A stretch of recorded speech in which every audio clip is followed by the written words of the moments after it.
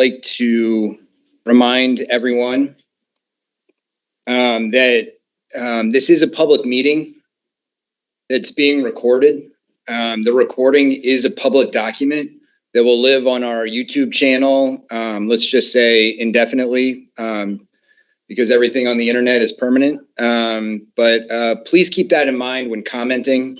If you have any personal privacy concerns, you have a couple of options. If you join by the link, the video link, you can change the name that appears on the screen by editing your profile. I have a few little screenshots on how to do that. And then, also you could alternatively just exit out of the meeting altogether, watch the recording on your own time on YouTube, and then submit any comments you'd like to through our website. I know there's a lot of kind of privacy issues around the medical program, and people have, personal health information. So just want to make sure everyone's knew that.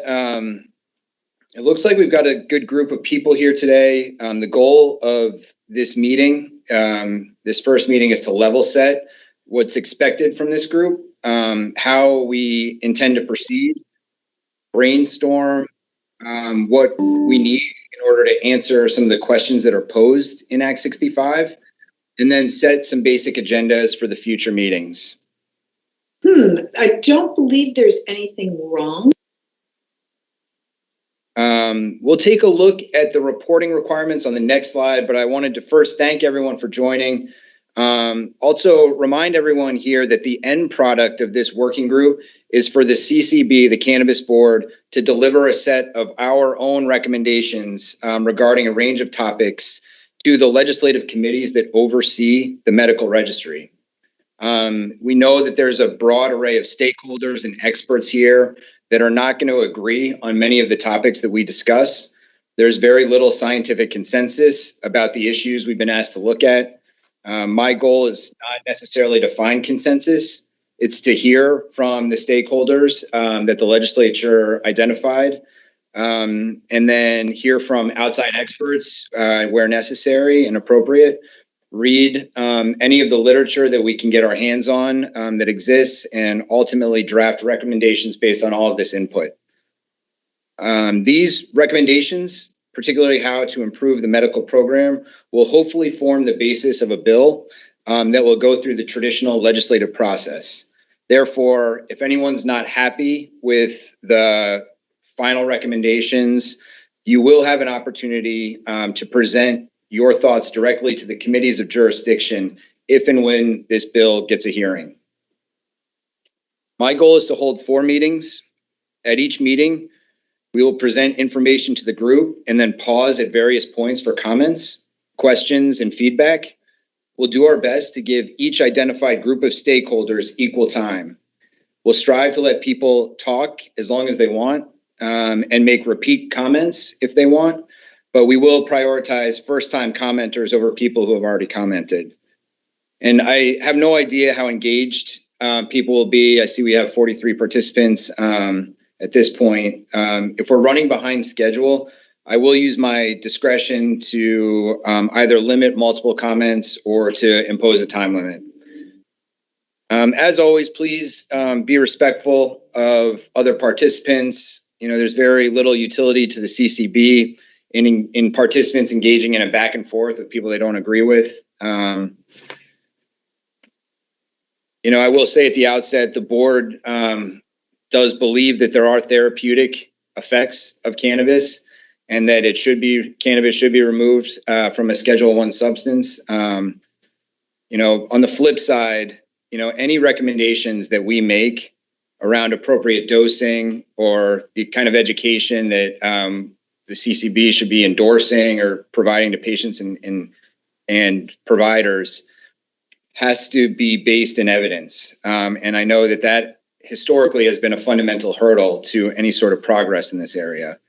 But I'm hopeful that we have the right group here that can bring us all up to speed on the kind of current state of cannabis science, both in the United States and internationally, help us identify where those limitations are and help us chart a path forward. So I'd like to start with some introductions. I'll first start by introducing the members of the Cannabis Board. I think, Julie and Kyle, you joined. Would you mind just, oh, there you are, Julie. Kyle, would you mind taking yourself off camera and just kind of waving, just introducing yourself, please? Yeah, my camera's on. Hopefully everybody can see me. Kyle There Harris, I'm one of the commissioners. It's great to see so many familiar names and faces, and also a lot of new ones. And I'm looking forward to, embarking upon this process and figuring out how we can put together a good report that really pumps some life into our medical program that drastically needs it. And then Julie, would you mind introducing yourself? Yes, Julie Hulbert, another commissioner on the board. Glad to see, as Kyle mentioned, so many familiar faces. Really looking forward into diving deeply into some of the issues that we've been talking about for the last couple of years. So I'm just going to pull up this slide and just note the named stakeholders. I think I saw Dr. McLean join. He's representing the Vermont Academic Detailing Program. Dr. McLean, would you mind just turning your camera on and saying hello if you're up for it? Yeah, my name is Charlie McLean. I am a primary care general internist and professor at UVM, and I'm one of the leaders of the Vermont Academic Detailing Program, which is a program designed to bring prescribing information to largely primary care providers in Vermont. That's great. Thank you for joining us. I think because there's only 3 companies that own the dispensaries, I think that it'd be appropriate for us to say hello if you've joined us. I don't know if you have, but if you're representing the licensed medical cannabis dispensaries, would you mind just popping on quickly? Sure. I'm Meg Delia. I'm representing Ceres. Thanks, Meg. And I'm Virginia. Sorry, I'm Virginia, Lee Stoll. Sorry, Lee, go ahead. Yeah. Yeah, Lee Stoll from Grassroots Vermont. And I'm Virginia Renfrew, and I'm representing Vermont Patients Alliance. That's great. Okay. And so I assume that the remaining participants are either patients, caregivers, medical professional stakeholders, or anyone else that's just very interested about the program. This is Act 65, Section 21. This bill went into effect July 1st of this year. And I think a lot of people that followed the bill knows that it was a general housekeeping bill. It did a lot of kind of technical amendments to both the adult use and the medical use programs. There was a debate about adding some qualifying conditions to the medical statutes, conditions that if you can have kind of a healthcare provider verify that you have that condition, that you would be eligible for a medical card. There was not a lot of time for the committees of jurisdiction to dig into each one of those conditions or for the Department of Health to do that. And so instead of kind of including those, I think that, one of the committees of jurisdiction removed those qualifying conditions and added a reporting requirement that is really tied towards, at least the first 5 points are tied towards, figuring out if there is any consensus around which symptoms are most appropriately treated by cannabis. If so, which specific strains or cultivars should be associated with those conditions, the proper dosing, treatment protocols, and then this, how do we get good information out, both to patients and providers about that information? And then there's a catch-all, 6th point about any other issue that will improve the registry. We have, statutorily, we're going to meet no less than 4 times. I've charted out a little bit of a path for these 4 meetings. If it seems like, it's not enough, or we need to meet more, we can make that decision. We can cross that bridge at that time. And then I also just highlighted in the final section the committees of jurisdiction over the medical program, both on the Senate side and the House side. And these are the recipients of whatever recommendations we make. And that date is January 15th. And, January 15th is actually a little late in the game if you're going to have a legislative proposal go through.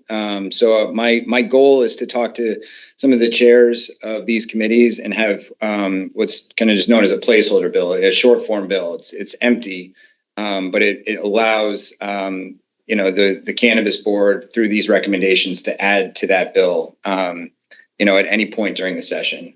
And then, as I mentioned, any sort of non-consensus opinions that are generated through this process, you will have an opportunity to go to the legislature and present those.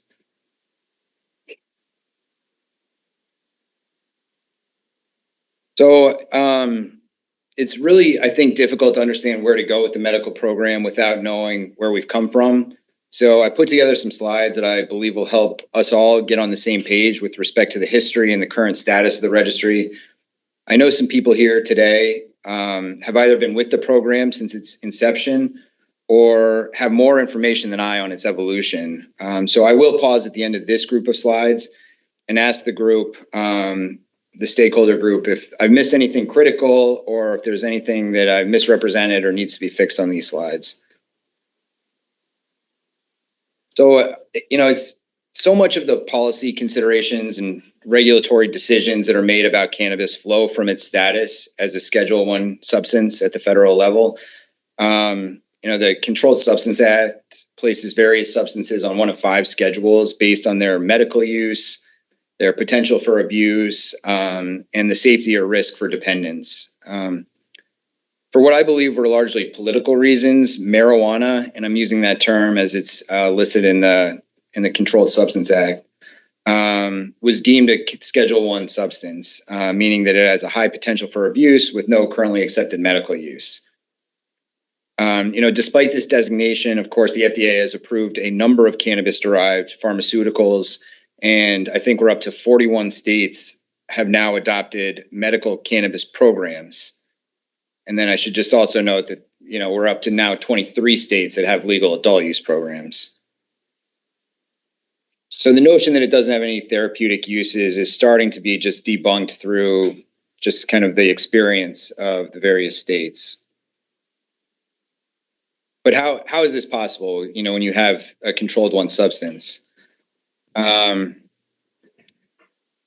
Yes. So in 2023, we saw the Cole Memoranda be released. This was a initiative of the Obama Justice Department. It coincided with Colorado voters passing Initiative 64, which authorized adult use sales of cannabis in Colorado. Essentially what this says is if you can follow these 8 basic priorities and demonstrate compliance with these basic tenets, then the Justice Department will not prioritize your state agency or your licensees for action, for prosecution. So these principles were largely incorporated into the FinCEN memo so that banks and credit unions could actually bank cannabis funds. They wouldn't be considered, drug trafficking money or criminal funds. In 2024, we saw what's known as the Rohrabacher-Farr Amendment be attached to the budget federally, and this has been carried over every year since. And it essentially just says that the Department of Justice may not use its funds to prevent states from implementing medical marijuana programs within their state. And so this is really a protection to medical programs around the state. Of course, in 2018, the Cole memo under Attorney General Sessions was rescinded. I think there was kind of a collective gasp across the country when that happened. What does this mean for the cannabis industry, which is a multi-billion-dollar industry that existed in, at least, a dozen or so states at the time? Largely, the industry has been unchanged since the rescission of the Cole memo. The kind of DEA raids or, prosecutions did not increase. Largely, I think because a lot of the principles were incorporated in the FinCEN memo, I think people are still operating as if the Cole memo is in place. And I think, there's a number of initiatives by the Biden administration to either release a new version of the Cole memo or to give some guidance to states about what the current status of adult use cannabis is. And, obviously there's a lot of federal legislation that is being debated, but has not been able to pass as of yet. So here we move on to the evolution of the Vermont Medical Registry. In 2004, the legislature legalizes medical cannabis. This was largely kind of a home grow and caregiver model for patients.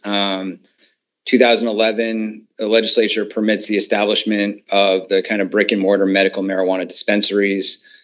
2013, the legislature decriminalizes possession of up to 1 ounce of cannabis for personal use. 2018, Vermont legalizes cannabis home cultivation and possession. 2020, the legislature legalizes commercial adult use cannabis sales and creates the Cannabis Control Board through Act 164.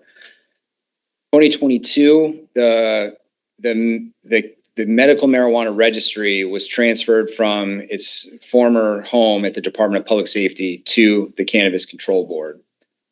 Later that year, adult use cannabis retail sales opened. And then in 2023, the board was successful in convincing a number of legislators to pass Act 65, which made some minor but important tweaks to the medical statutes, and then required this report on what sort of future changes need to kind of shore up the structural deficits of the program. So I put this slide out here just because I've heard a lot of legislators in particular question the need for a continued need for a medical program now that we have, legalized home grow, legalized adult use sales. And really, the way that I see it, and this is just my personal thoughts, so I'd love to get people's opinions when we get to the end of this section. The benefits that I see are specialty products. They're either illegal or I should say prohibited on the adult use side. I think of the high THC solid concentrates, or there's not really an economic incentive to creating them at currently. These high CBD, low THC products that might not have an economic incentive on the adult use side. They might not appear on the shelves of adult use retailers. And then we also, the board has the authority to approve any product for the medical registry, including some of the other prohibited products. Things with maybe flavors or unique delivery methods, or caffeine, certain additives that are just prohibited on the adult use side. There's specialty services that only medical patients have access to. There's some good consultation that happens at the dispensaries. If you're a patient, generally speaking, you can request a reservation if you want to come at a specific time. You can request delivery. That's not available in the adult use. You have the authority, you can ask for curbside pickup, and then you have access to caregivers. Patients also are allowed to, this is very recently, but they're allowed to cultivate more home grow plants than the typical Vermont household.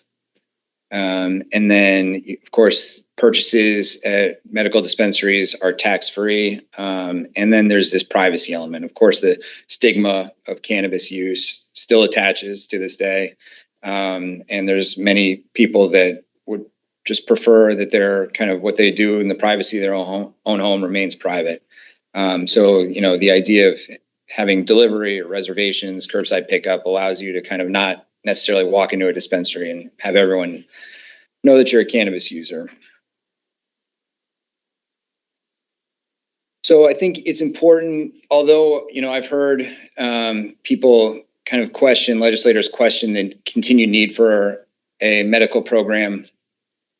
written right into Act 164 in 2020, there was kind of an intent statement that it's the intent of the General Assembly to provide a well-regulated system of medical cannabis dispensaries, and that that the dispensaries should continue to provide unique goods and services to registered patients and caregivers for therapeutic purposes in a market that also allows adult use like dispensaries. So whether some people doubt this or not, it's written right there that it was the desire of the legislature that passed adult use to maintain a medical program.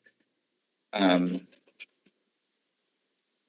the Cannabis Board, of course, when we started our work, I think our very second meeting or third meeting was around the continued need for the medical program. And we heard from a number of patients and caregivers about the kind of structural deficits of the program and how it needs to be improved and what the current status was at the time. And we took that information and consolidated it and created a mission statement for the board. And it's that we're going to ensure that patients and caregivers maintain a continuity of access to the program services and try to reduce the regulatory burden impacting patients and caregivers, increase the safety and affordability of the medical program, ensure that medical cannabis meets quality standards, facilitate the development of educational programs for healthcare professionals. So I think we're right in line with where a lot of people hope that the program can head in the future. We have currently 6 locations where patients can access medical cannabis. But as with almost every adult use state, but one that I'm aware of, when we've seen a tremendous drop off in the number of patients, registered patients and caregivers since we hit a high water mark right around 2018 when the legislature legalized home grow. And I think we saw about 1,500 patients drop off since in the kind of year following, or the year and a half following the kind of legalization of home grow. And then we've seen a similar drop off, or probably even more significant, since the onset of the adult use program. And I think this decline is somewhat natural. As I mentioned, it's happened in almost every state. The 6 locations, it's a very limited access on the medical side versus the adult use. And of course, the amount of regulatory burden and hoops that patients have to go through to get their initial card and then maintain that card is also burdensome. I would also just say that there's been a little bit of neglect of the program. It's been challenging historically to convince the Department of Public Safety to prioritize medical cannabis. That's not meant as a criticism. In my opinion, they were always kind of the reluctant landing spot for the program. But we were working under the Cole memoranda, and it was so law enforcement heavy that, it seemed like that was the place that it had to go. And then, as I mentioned, in my own experience with the legislature, I think there's a lot of suspicion still to this day that there's any therapeutic value to cannabis. Either that, or they don't, many legislators don't see the need or the benefits of the program now that we have home grow and adult use. So the result has been that there's been about as many housekeeping bills over the past 3 years for the adult use program as there have been for the medical program in the past 15 years. So I would like to kind of pause there initially for questions or comments, either about anything that we've heard to this point, or if I had missed anything on either the evolution of the program or the benefits of the program. And I'd like to start with Dr. McLean. Just if you don't have to comment, but if you would like to. Thank you for offering. I don't have any comments on what you covered. That was a very good historical perspective. Thank you. Great. And how about the medical dispensaries?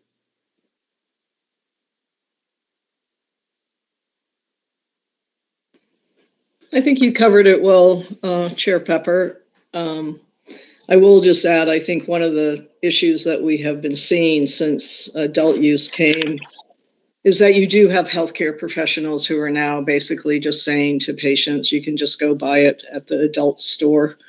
I don't need to sign this card. So that's always been an obstacle for us with some healthcare professionals not wanting to sign those forms. And I think we continue to see that, which is a problem. Virginia, just based on your history with this program, can you just describe briefly the process? I'm going to get to it statutorily, but just from what the fight has looked like to even add basic qualifying conditions to the list of qualifying conditions. Just and I'm going to get to how you do it statutorily and what they are statutorily. But PTSD was added in 2017, and it really took kind of a lot of work to get even that.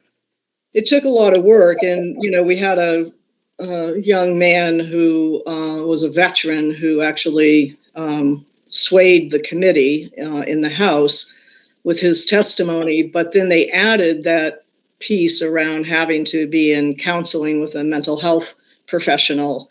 And, we always talk about it should all, physical, mental should all be one, but we singled out that one. And I'll just say that, I've been involved with this since 1999 when we were first trying to get legislation passed. And, when you look at that bill that passed back then, it was really AIDS, cancer, and MS. I think were the only 3 qualifying conditions. And so over the years, it's always been a fight to add more qualifying conditions because we have opposition, unfortunately, from more the medical side. And also people who are saying there's no science to show that this actually helps. And I think that, one of your charges is, what should be added. And personally, I think, cannabis can help just about any condition that you have relieve, whether it's the symptoms from the disease you're dealing with or the pain. And chronic pain is added there, but it's always been an uphill battle. And I would say when I have compared Vermont to other states, and you have, Rhode Island's a good example.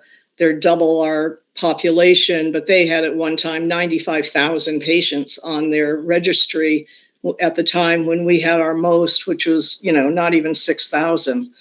So, yeah. Meg or Lee, is there anything that you want to add from the dispensary point of view at this point? No, I think you covered it well, Chair Pepper, and I think Virginia added plenty. Yeah, thanks, Virginia. Great. Any people that are joining as patients or caregivers, if you could maybe just raise your hand if there's anything you'd like to add at this point on anything that you've heard or just kind of anything that I may have gotten wrong. And I'll go just down the list. I've got here. Bridget, do you want to start? Sure, thank you. I appreciate that this is being held.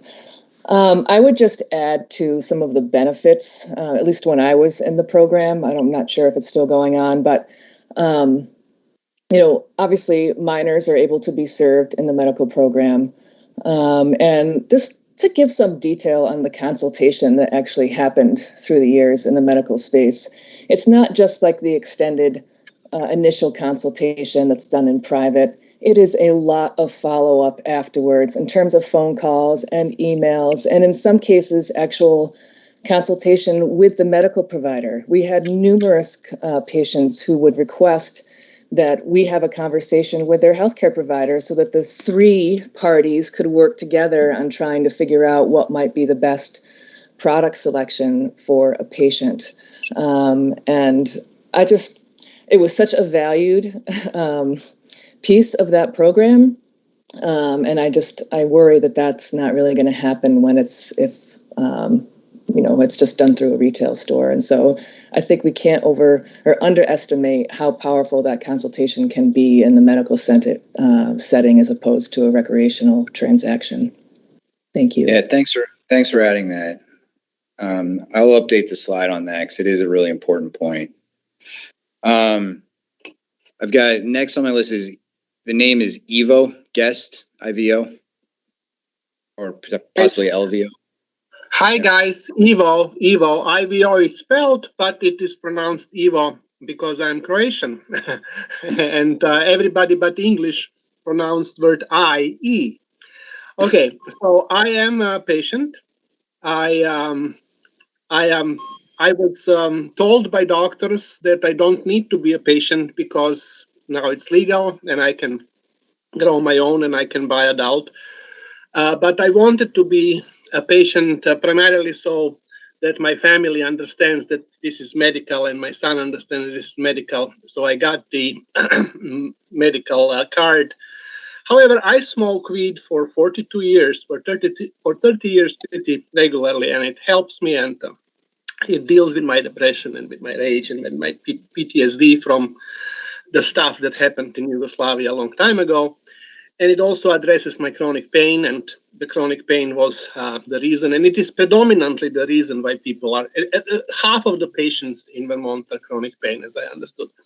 But I want to address the graph, and I think the number is falling for first, because it is now legal, recreational, so you don't need the card. And why would we pay $50 a year if we can do it without the card? But the second is I don't see enough protections that patients are given with this card because it is still treated as a stigma and not as a medicine. Like if I would be taking risperidone or a Prozac, which is also prescribed by the physician as a psychiatric drug, then nobody, no employer would ever say a thing, It is completely okay for people to be impaired by psychiatric drugs, but if you take cannabis as a medicine, you are immediately considered socially unacceptable, you are immediately stigmatized, you are immediately considered that you are still taking something that is illegal federally, and you are treated like that. I lost my job because I failed a random drug test in Vermont. And I'm now suing the employer and the DOL, and that's another story. But what we didn't do as a state when we established this medical program is to provide protections for patients who are taking it as a medicine, to make it as if it is Prozac or risperidone, so that people who take cannabis are treated the same way as if they are taking any other medication, So our drug testing, our use in a workplace, use in the public settings, driving, this all needs to be addressed. And in 20 years, we did not address any of that. We only sweep stuff under the carpet. And then people decide, well, why would I have a medical card? Why would I invest into that if it provides me no protections in the workplace, if it provides me no protections in everyday life?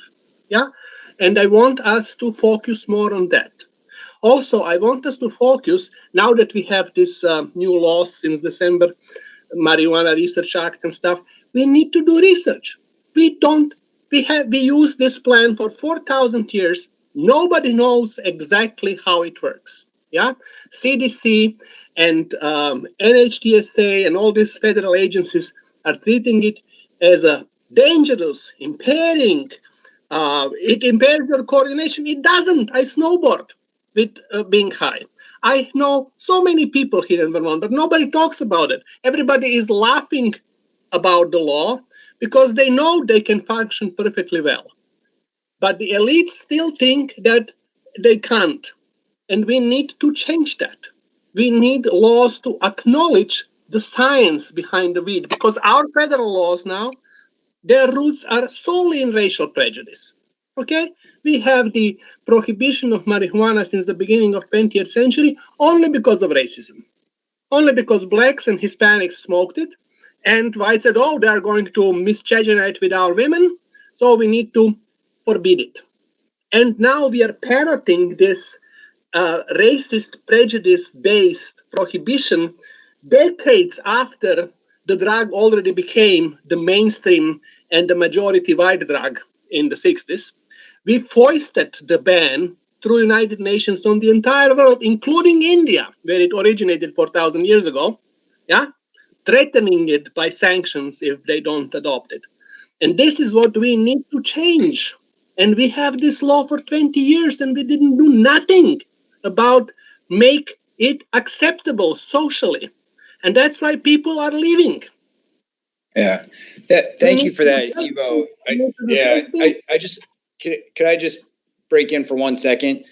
This pause, and we're going to pause again for comment, is about anything that you've heard up to this point about the evolution in Vermont, the benefits, the kind of the specific Act 65. As you'll see on the next slide, we're going to be talking about how to improve the program. Yes, so, and I don't see enough. I don't see things on the list that needs to be done to actually improve the program.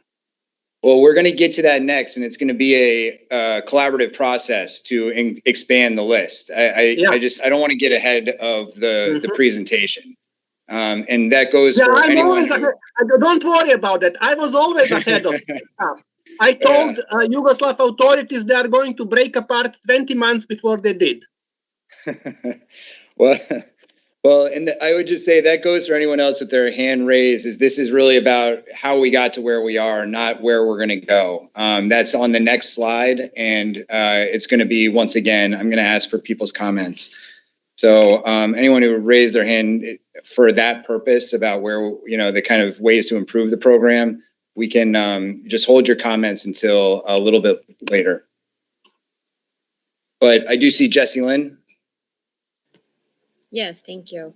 I just wanted to second what Virginia had mentioned, that I do feel there are a lot of medical professionals at this point not feeling they need to do a referral to the medical program. But I also think that has to do with some of the differences between the medical and adult use. As of right now, we know that adult use has had mandated third-party contaminant testing and a specific amount of mandated education for their employees as well. And from my understanding, personally, but also with other medical professionals, I do see a difference in them wanting to send patients to adult use based on that mandated lab testing. And I know with the passing of H270, you now have the ability to change or work on that, to have the medical program be doing the same third-party contaminant lab testing. So I know that I do feel that's one of the concerns that has happened. And as Bridget had commented, there is the ability to talk to medical professionals. But I would also love to just mention, I think it's important to note that there historically has not been medical professionals in the medical cannabis program itself. So to have that embedded in the program would be a great recommendation as we move forward. So, and as to the consultations and the education that the medical dispensary staff does have, I'd love a understanding as we move forward, again, with the passing of H270, that the CCB can now mandate that to be in par, if not more than the adult use. But I do see that as kind of some of the driving force behind medical professionals feeling more comfortable sending patients or people who are using cannabis who don't have their patient card necessarily to adult use based on some of those differences. So I do think that's important to note. That's it. Thanks, for now. Susan. Thank you so much. Yep. Keith?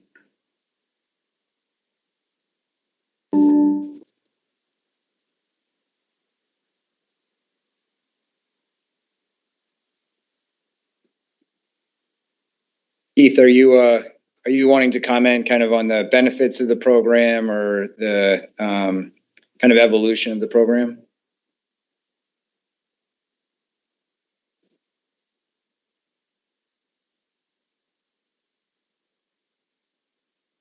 Well, why don't we move on? We'll come back to Keith. This isn't the only time that we're going to pause. Oh, excuse me. Sorry.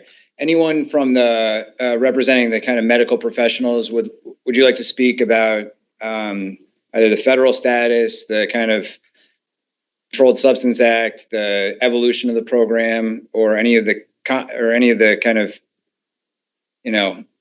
anything that's been mentioned so far? Sorry, I skipped right over you. Bridget?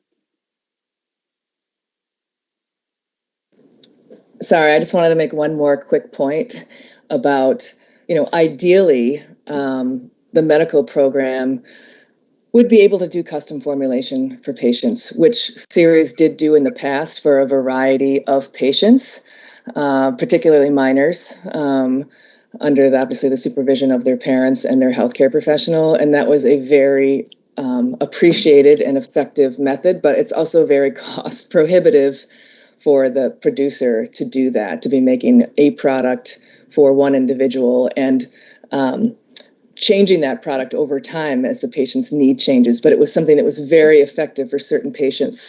So it would be an ideal situation to have some sort of service like that in a medical setting, but I understand how difficult it is to do that, but wanted to get it on the record. Yeah, thank you. Jeffrey?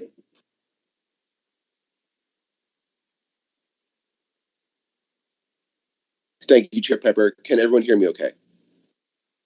Yes. Excellent.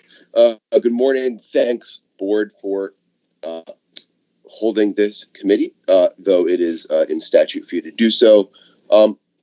My name is Jeffrey Piscitello. I have been a registered caregiver in the VMR since its first year of inception. If for those who know me on Instagram, I'm VMR Caregiver 17. I am actually the 17th on my first card. So I've been in my capacity in this program interfacing with the medical community as a grower for a couple of decades now. And so I want to thank you, James, for that history. I think it was accurate. I want to just second what Ivo has said. If I look back, putting maybe on my patient's shoes for a moment, but also as a caregiver, and I think about the evolution and the history of the medical program here in Vermont,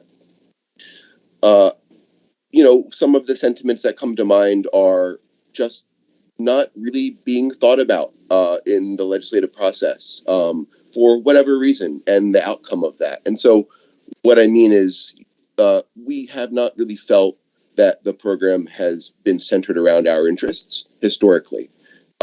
Very low plant counts, lack of protections that Ivo had mentioned.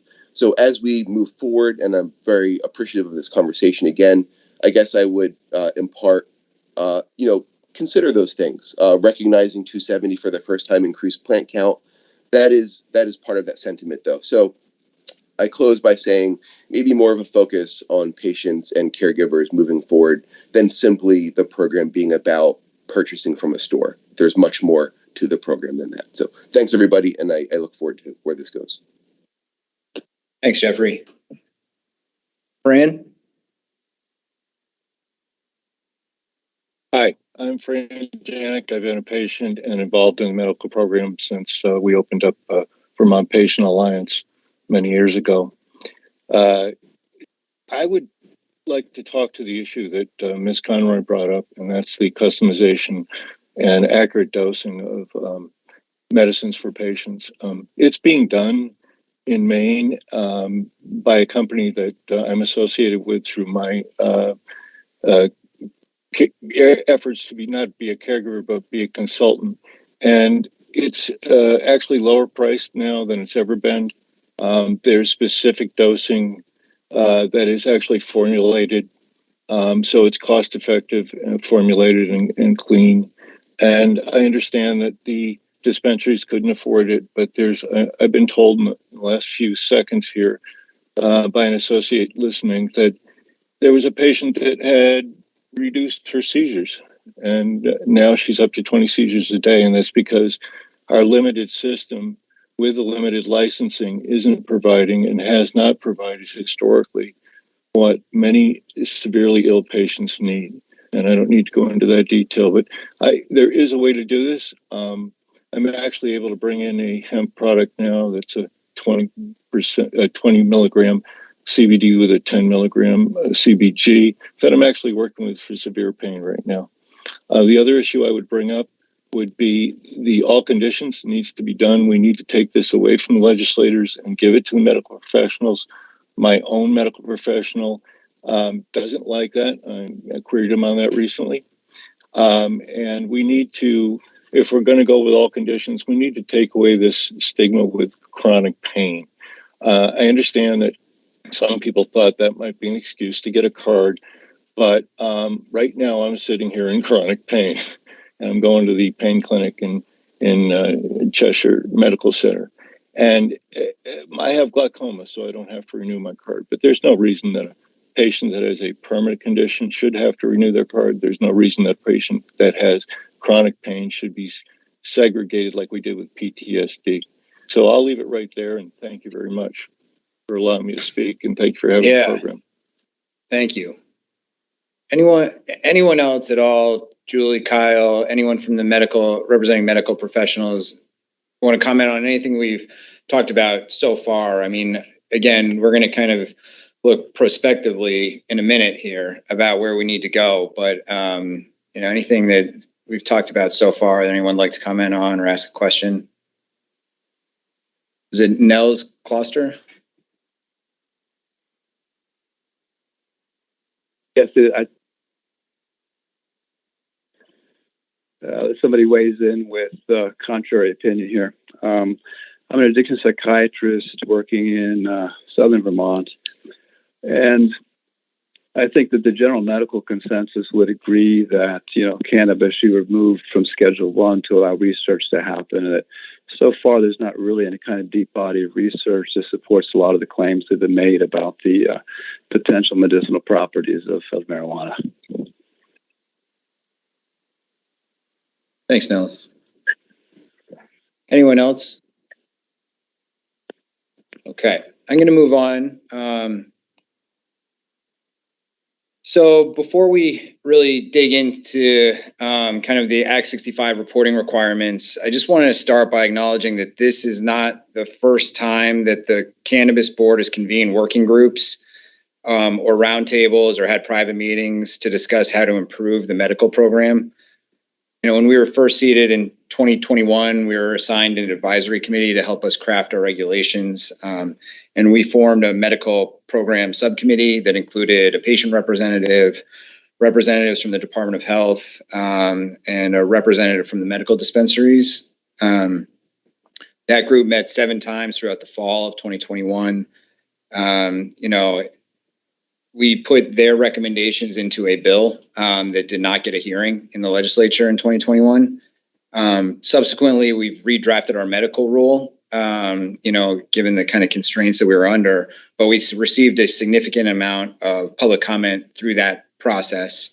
And then we've also held 2 medical roundtables prior to this one. And so I just wanted to list here just the ideas that have come up through those meetings, and some of these have actually been dealt with in Act 65. But just wanted to let everyone know that a lot of the ideas that we're hearing today are not new to us, and we've been trying to kind of, I guess, push legislation to the extent that we can around some of them. Some of them, from a historical perspective, just seem to be non-starters with the legislature. But again, I just wanted to put it out there. Continued access and product availability, absolutely key to the medical program. Making sure that patients are held harmless by the advent of adult use. I mean, I know what I'm hearing is that the program wasn't sufficient prior to adult use, but at least maintaining that baseline is really critical. Remove the bona fide healthcare provider patient relationship. I think you have to be in someone's care for 3 months before they can be your healthcare provider. Considered your healthcare provider for the purposes of signing the verification form. Remove the caregiver fingerprint requirement. Increase public awareness about the medical program. Exempt certain conditions from an annual renewal requirement. Increase plan counts and purchase caps for patients. Allow for states that have out-of-state medical cards to purchase tax-free or visit the dispensaries in state, remove the application fee for patients, reduce dispensary fees, which may allow more dispensaries to open around the state, expand the list of qualifying conditions, create a different process altogether for adding qualifying conditions, create consumption lounges or permit on-site consumption for patients, require third-party testing for all medical products, which would include terpene testing, reconstitute a medical oversight committee, eliminate the counseling requirement if your qualifying condition is PTSD, allow for tax-free purchasing for patients at adult use retail locations, increase the caregiver to patient ratio and also the kind of patient to caregiver ratio, allow more flexibility there, and then provide better education for patients and providers. And I know I missed a couple of ideas that we've heard over the years, but I just want to make sure everyone knows that these aren't falling on deaf ears and we're not just trying to recreate work that we've already done. It's also important, I think, to understand the kind of limitations that the board is operating under, because there is a difference between statute and rule. And our rules, while they have the force of law, are confined by what the statute allows. And so some of those things that are on that list we can do on our own. Some of them we need an act of the legislature to do. And so these first kind of list of things are things that are statutory, and anything that's struck and highlighted, things that were changed as of July 1st this year, pursuant to Act 65. So the definition of a healthcare professional, I know that a lot of people would like more flexibility in who's allowed to, sign their verification form. But that is statutory, and it does include professionals that are licensed as either kind of the naturopath physicians or RNs in New Hampshire, Massachusetts, and New York. And we do allow for telehealth with those individuals as well. The qualifying medical condition, which is the kind of gateway into the medical program, is very tightly regulated. Very tightly controlled statutorily by the legislature. I think Virginia gave us a little bit of a history, how it really was at the outset, very debilitating terminal illnesses at first, and very slowly the legislature has allowed a few more conditions. And then, Virginia mentioned in 2017 or 2018, they added PTSD, but they added this one additional requirement. If your qualifying condition is PTSD, you have to be actively engaged in psychotherapy or counseling. That additional requirement was removed earlier this year.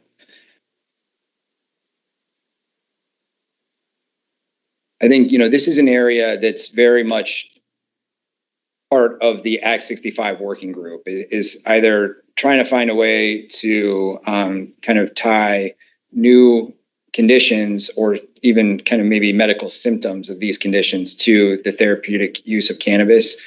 But historically, this has been very tightly controlled and been very challenging to kind of expand. Plant counts and possession limits or purchase caps also defined in statute. This is not something that the board can just say. We don't have the discretion to allow a patient who might need cannabis for various reasons and need various strains or need more cannabis in order to kind of create a high CBD product, for instance. We don't have the authority or discretion to expand these limits. They are in statute. Again, historically, it's been 2 mature plants, 7 immature. The legislature recognized some of the needs of increasing those. So they did change them this year to 6 and 12. And they left the 2 ounces of cannabis. Caregivers, we were successful in kind of telling the legislature that really a caregiver may need to serve more than one patient. Historically, it's been 1-to-1. A caregiver might be taking care of both adult parents, for instance, or elderly parents, and just need to take care of both. And so there's a number of reasons why that needed to increase. And the legislature heard testimony also that a patient should be allowed to have more than one caregiver as well. So the kind of the flip of this. And then the legislature gave us gave the cannabis board discretion to add additional caregivers for minor patients. We heard a very heartbreaking story of a young child who needed cannabis for treatment, and her parents were living in 2 different towns, and they needed actually even a third caregiver in order to kind of grow sufficient amounts for this child. With respect to fees, the board does not have the authority to waive fees in any circumstances except for on the adult use side for social equity applicants. So these fees are set in statute, and also the renewal period was set in statute. I mean, the one thing that we were able to do to hopefully slightly reduce the fee for people that are not experiencing chronic pain is we were able to increase the expiration of a date from 1 year to 3 years. And so instead of paying $50 every year just to kind of verify that you continue to have Parkinson's or MS or whatever else, you only have to pay that once every 3 years for everything but chronic pain. And then that's the patient caregiver fee, and then the fees for the dispensaries. As you can see, just kind of they erect pretty much an impenetrable barrier to any person that doesn't have significant capital, private capital, to creating a new dispensary. There's the one-time application fee, and then there's $20,000 for the first year of operation, and then an annual renewal of $25,000. It's just considering, especially now that we have adult use, that the fee for an adult use retail establishment is $10,000. It just kind of makes you wonder why this hasn't been at least equalized with the adult use to date. But it's something that certainly is up for discussion here.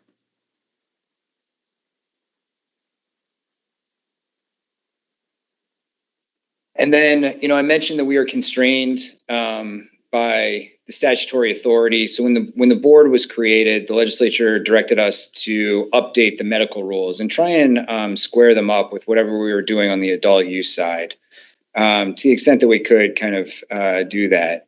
But then they added a line at the very end of our rulemaking authority, that no rule shall be more restrictive than any rule adopted by the Department of Public Safety.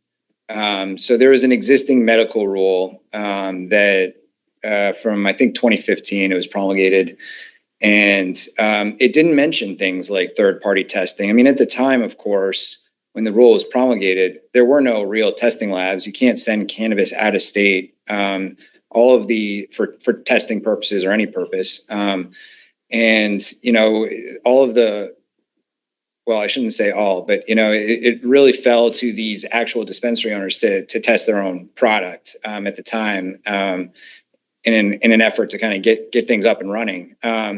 And so when we were drafting the new rule, which is Board Rule 3, we were advised that we really adding new testing requirements, adding any new requirements that were not captured in the 2015 rule would contravene this legislative statute. And so in the most recent bill, Act 65, we asked for this to be removed, and the legislature said that was all right. So they struck this language. And so now, we have the authority and we have the plan to rewrite the medical rule. I don't want to get too far ahead of ourselves, but, it seems like rulemaking is, usually around a 9-month process.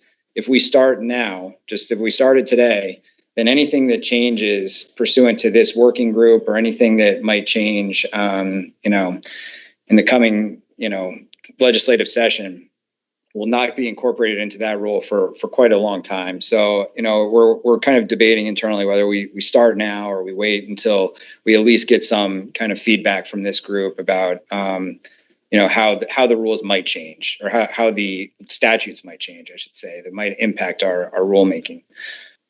So while we weren't allowed to kind of impose additional constraints on the existing medical dispensaries that weren't in the existing 2015 rule, we did have the ability to kind of put additional restrictions or regulations around any medical dispensary that wanted to participate in both the adult use and the medical use side of things.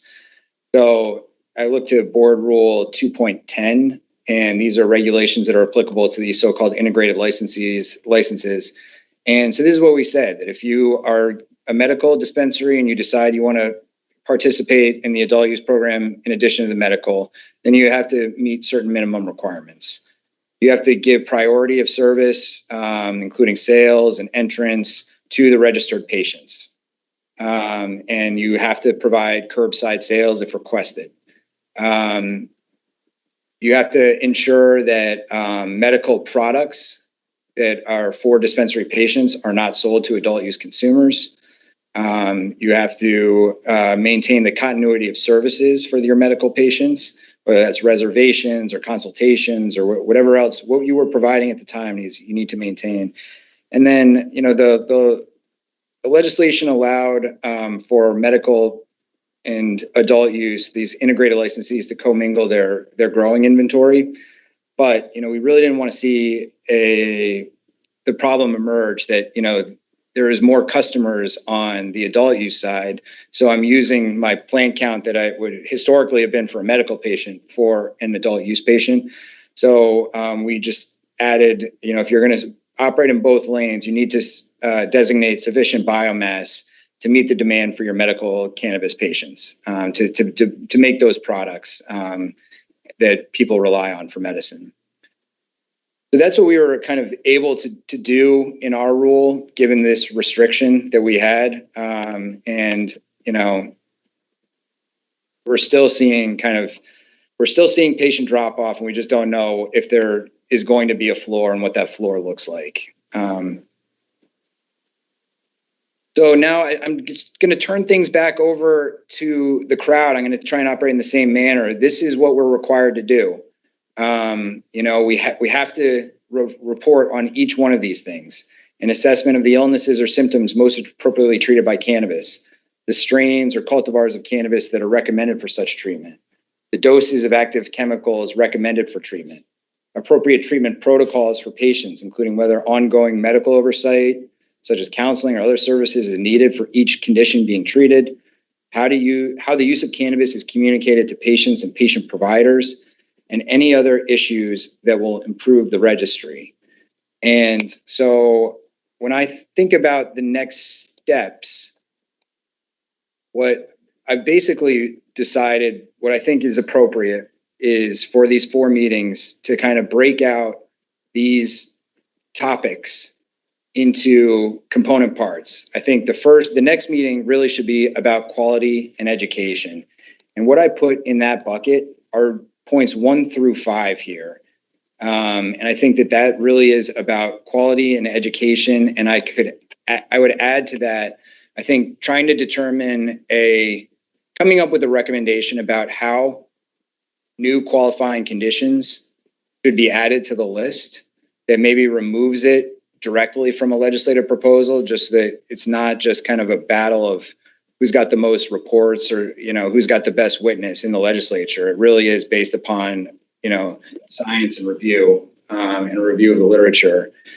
And also, I think just because we are in such a state of kind of emerging science, how the Cannabis Board or a medical oversight board or a board of physicians or whomever can evaluate emerging science in this and how that and incorporate it into our medical program that might not require an act of the legislature, which of course only meets for part of the year, half of the year. And also time is so limited that, we're lucky get a hearing or two, on these medical changes.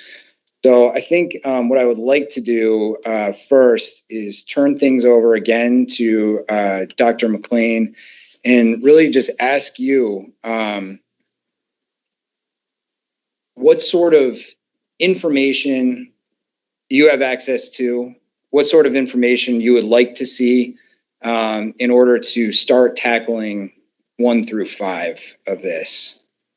We have access to a lot of experts around the country. They're usually willing to talk to us, as a cannabis board that's trying to get this right. And we have access also to essentially every other medical and adult use state. The cannabis boards there, we're part of a regulators association. We have constant communication with our kind of fellow regulators, and, various other states have research divisions within their cannabis commissions that we could ask to speak to us. But Dr. McLean, I'd ask you, what do we have that on any of these first 5 points? And what would you like to see in order to help make a recommendation around any of these, if anything?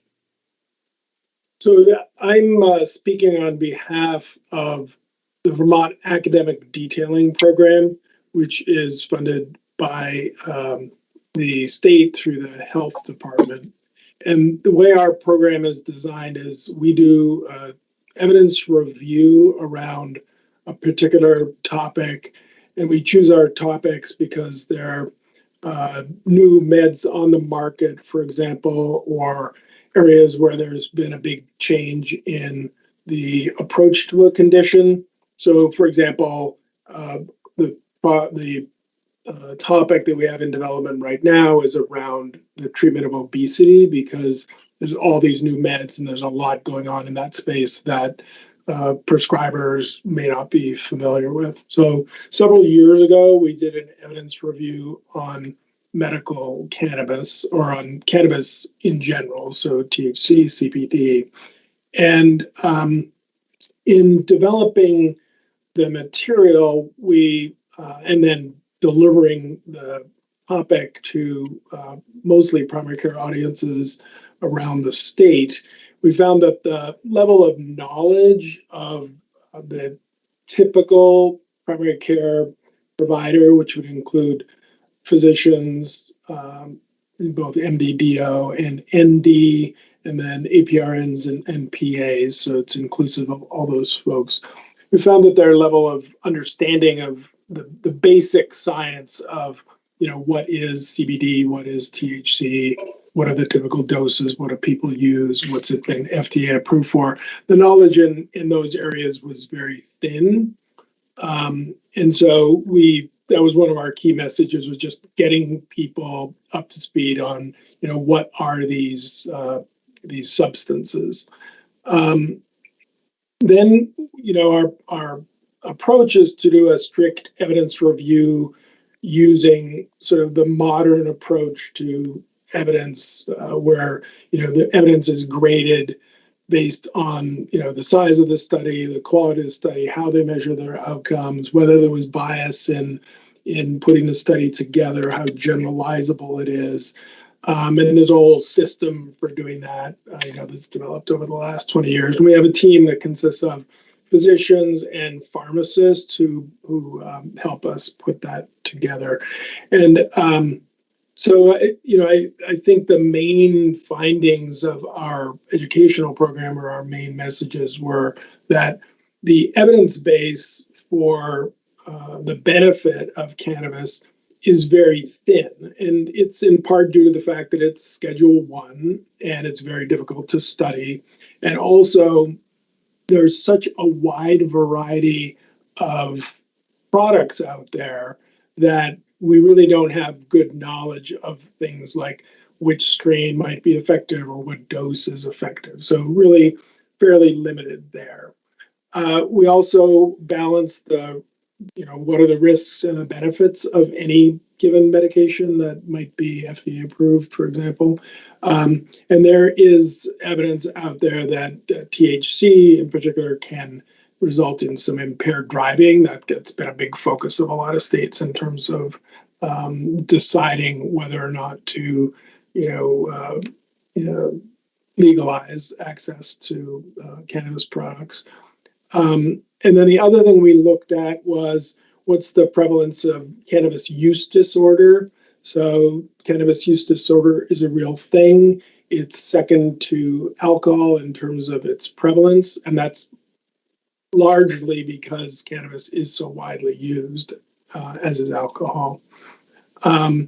So we last reviewed the evidence in detail about 4 years ago, and so my comments are based on evidence to that point. And so I'll end my comments there. Thank you. Thank you.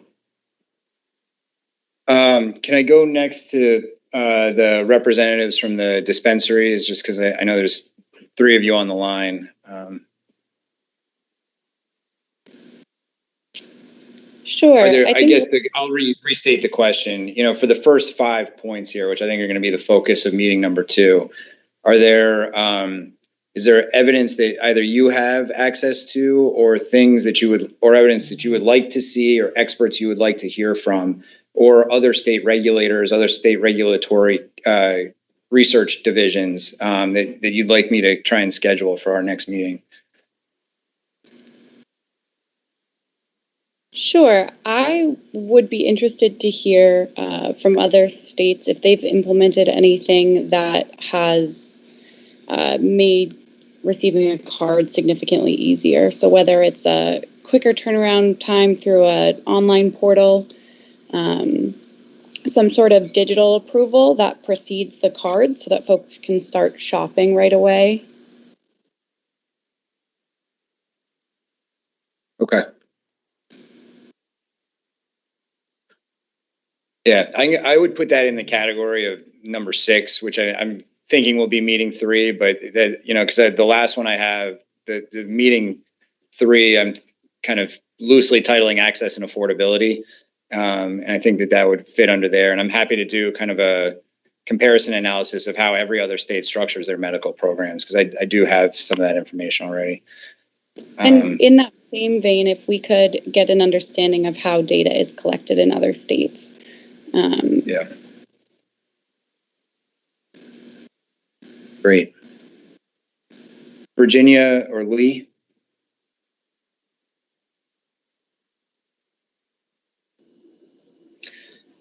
I mean, I think it would be interesting to hear from someone who might, I think what I have heard from patients is that, one strain for their condition is great, and for another patient with the same condition, that one doesn't work. So, I've always kind of leaned toward you need to, go slow and get, okay, this might work for you. I don't know if anyone can say to them, this definitely is going to work for your, for your treatment or your condition. Because I think we're all different. Some patients can take large amounts of THC, and then you have other patients who can't take that amount. They take less THC, and I think that with all of the new the CBN, which is good if it's added for sleep, and then there's the CBG, there's all sorts of things but I just, when I saw that the legislature put this in around the dosage and and what strain for what treatment, I just think that that's kind of tricky to go down. And I don't know if there's anyone out there, and there might be here in Vermont or somewhere else who has more information on that. But I just think that that's a tricky one. That was my exact testimony when they put me in the witness chair on this. But I do think that we can, at a minimum, talk about appropriate treatment protocols and medical oversight. And maybe that's where to start. But Lee, is there anything you wanted to add? Oh, sorry, go ahead. No. Well, because I do think that, is what has been going on with the dispensaries, is that when you have someone coming in, that they're, saying, and they're told what the condition is. And so, and sometimes people have to try a few things before they can actually find the one that actually works for them. So that's it. Yeah, thanks, Virginia. Lee, is there anything you'd like to add before I open it up to the broader group? Sure. I guess I'd just like to have more access to the doctors who are signing the cards so that we can, interact with them and what their thoughts are for their patients. So. Great. Okay. I'm going to go down the list. Anyone else who would like to comment on 1 through 5, and then we'll kind of go back around to number 6, because it's a much more of a catch-all. And again, the question really is, what sort of information do you have? What sort of information would you like? What sort of experts you'd like to hear from on any of these points? I'm going to start with Joe Andriano. Hey, you pronounced it right, which no one ever does. So thank you, Chair Pepper. And thank you to everyone who is here and giving comments on this really important issue. I wanted to, first of all, really express my thanks to Virginia. Her comments, everything she has said so far during this meeting, I've really, really agreed with. And I just want to sort of highlight 2 points of hers that I think will need sort of further evaluation in our future meetings. One of those things is regarding the what illnesses should be listed and how we ought to be doing illnesses and symptoms. I'm a medical cannabis card holder, and I use cannabis because I have ulcerative colitis. And I've used cannabis for many years in order to help relieve the symptoms of ulcerative colitis. If anyone is to review the list of illnesses, Crohn's disease is listed and ulcerative colitis isn't.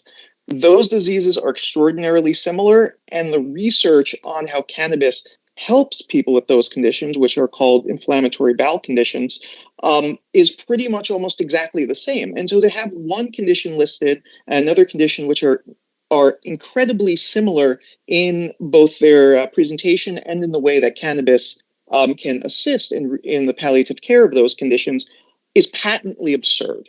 And I don't know how else to put it. I also happen to be a member of the Vermont House of Representatives. And I attempted to get ulcerative colitis put on the list this year, and it was not. And the reason was twofold. One, I was told that there was not sufficient research, which is, as I said, absurd given that there is research. And secondly, because some folks didn't even understand the difference between IBDs, inflammatory bowel diseases such as Crohn's and ulcerative colitis, and IBS, which is a functional disease rather than an inflammatory disease. So we really need to make sure that those who are making decisions about what diseases and conditions are put on this list have an understanding of these diseases and conditions and the current status of the research in those areas. I also wanted to say to the point of the conditions list. Putting chronic pain aside, again, that was a legislative decision, but I hope we might be able to consider making recommendations to allow longer-term card holding, because for those of us who are outside of the list of conditions but clearly benefit from medical cannabis often get put into the chronic pain bucket. And so I have a condition that will never go away, yet I need to get it renewed every year. So I think that we need to make some recommendations about that. My final point is just about what Virginia said a moment ago regarding point 2 here, the strains of cannabis recommended for each treatment. I can certainly say from my own expertise, that can not only differ regarding the strain, it can also differ regarding the harvest. Cannabis is a plant, the terpene profile, the cannabinoid profile, and everything like that cannot vary just between strain and strain, but between harvest and harvest. And so I think that is a really challenging thing to go down that road to say ulcerative colitis ought to use,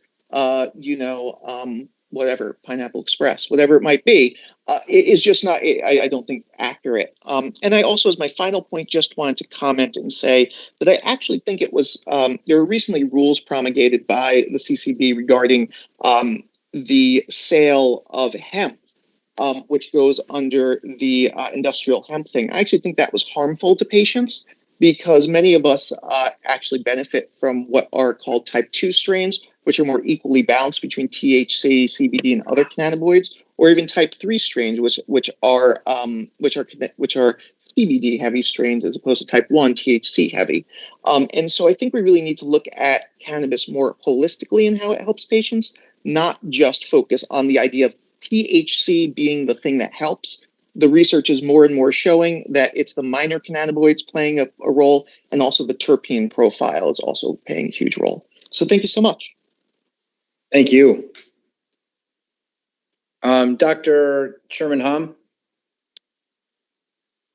Chair Pepper, I thank you for this opportunity to make recommendations to improve the medical cannabis program. Since 2021, I've been the Director of Regulatory Affairs for Medicinal Genomics Corporation and Medicinal Plants Genomics Service Company, but 10 of my 12 plus years, excuse me, in the cannabis testing and cannabis testing regulation sectors was with the New Jersey Department of Health.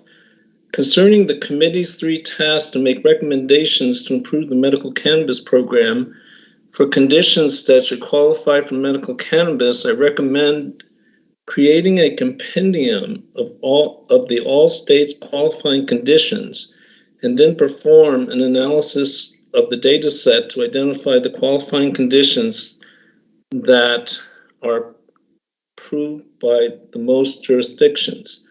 Also conducting a worldwide medical and scientific literature searches to identify the illnesses that cannabis may have a therapeutic value, for which strains are appropriate for a given condition, and dosing and other treatment standards. I recommend, similar worldwide scientific literature search, but more uniquely for the committee members as well as all interested stakeholders to view the archived videos of oral presentations from cannabis medical and scientific cannabis researchers from the annual CanMed conferences from 2016 to 2023. Cannabis experts, speakers, and information are in these videos, and I'll provide the links to the committee. And lastly, I would like to make another recommendation that might improve the program. So that's the catch-all, Chair Pepper. Yeah, please. Yeah, anyone who's commenting, please just give me your thoughts on all of these. Okay, presently, all Vermont cannabis flower and manufactured products are tested for 6 microbial pathogens, which include Salmonella species, Shiga toxin-producing E. coli, and 4 Aspergillus species. I've accumulated 26 case studies from the clinical literature describing people that become ill or died from either a severe respiratory illness, such as aspergillosis, or a GI tract infection that was affiliated with their cannabis use. An additional literature search has uncovered additional fungal pathogens from the Mucor and Cryptococcus genera that have caused illnesses that were attributed to a person's cannabis use. I would like to recommend funding for a request for proposal for a cannabis scientific research organization to conduct a microbiome study of a statistically significant number of Vermont cannabis flowers that identify all the microbial human pathogens and their relative amount within the flower. With this information, a committee consisting of your state's subject matter experts, such as clinical microbiologists, infectious disease physicians, risk assessment experts, medical literature search experts, and any other appropriate subject matter experts that will be tasked to propose an expanded list of human pathogens to test for cannabis flowers. And so I can submit a more detailed recommendation for the committee's review.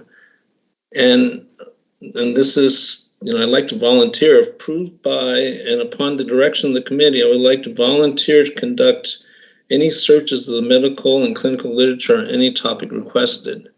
I would not have the time to review the information, but to submit the papers to the committee for your review. Thank you very much. Thank you, Dr. Hom. So just in going down the list, please raise your virtual hand if you have a comment on any of these or questions or want, have any idea about where we can start the search with medical, scientific research. But I'm just going to go down the list. I'm going to prioritize first-time commenters, and then I'll move to people that join via the phone, and then I'll come back to repeat commenters. So Keith.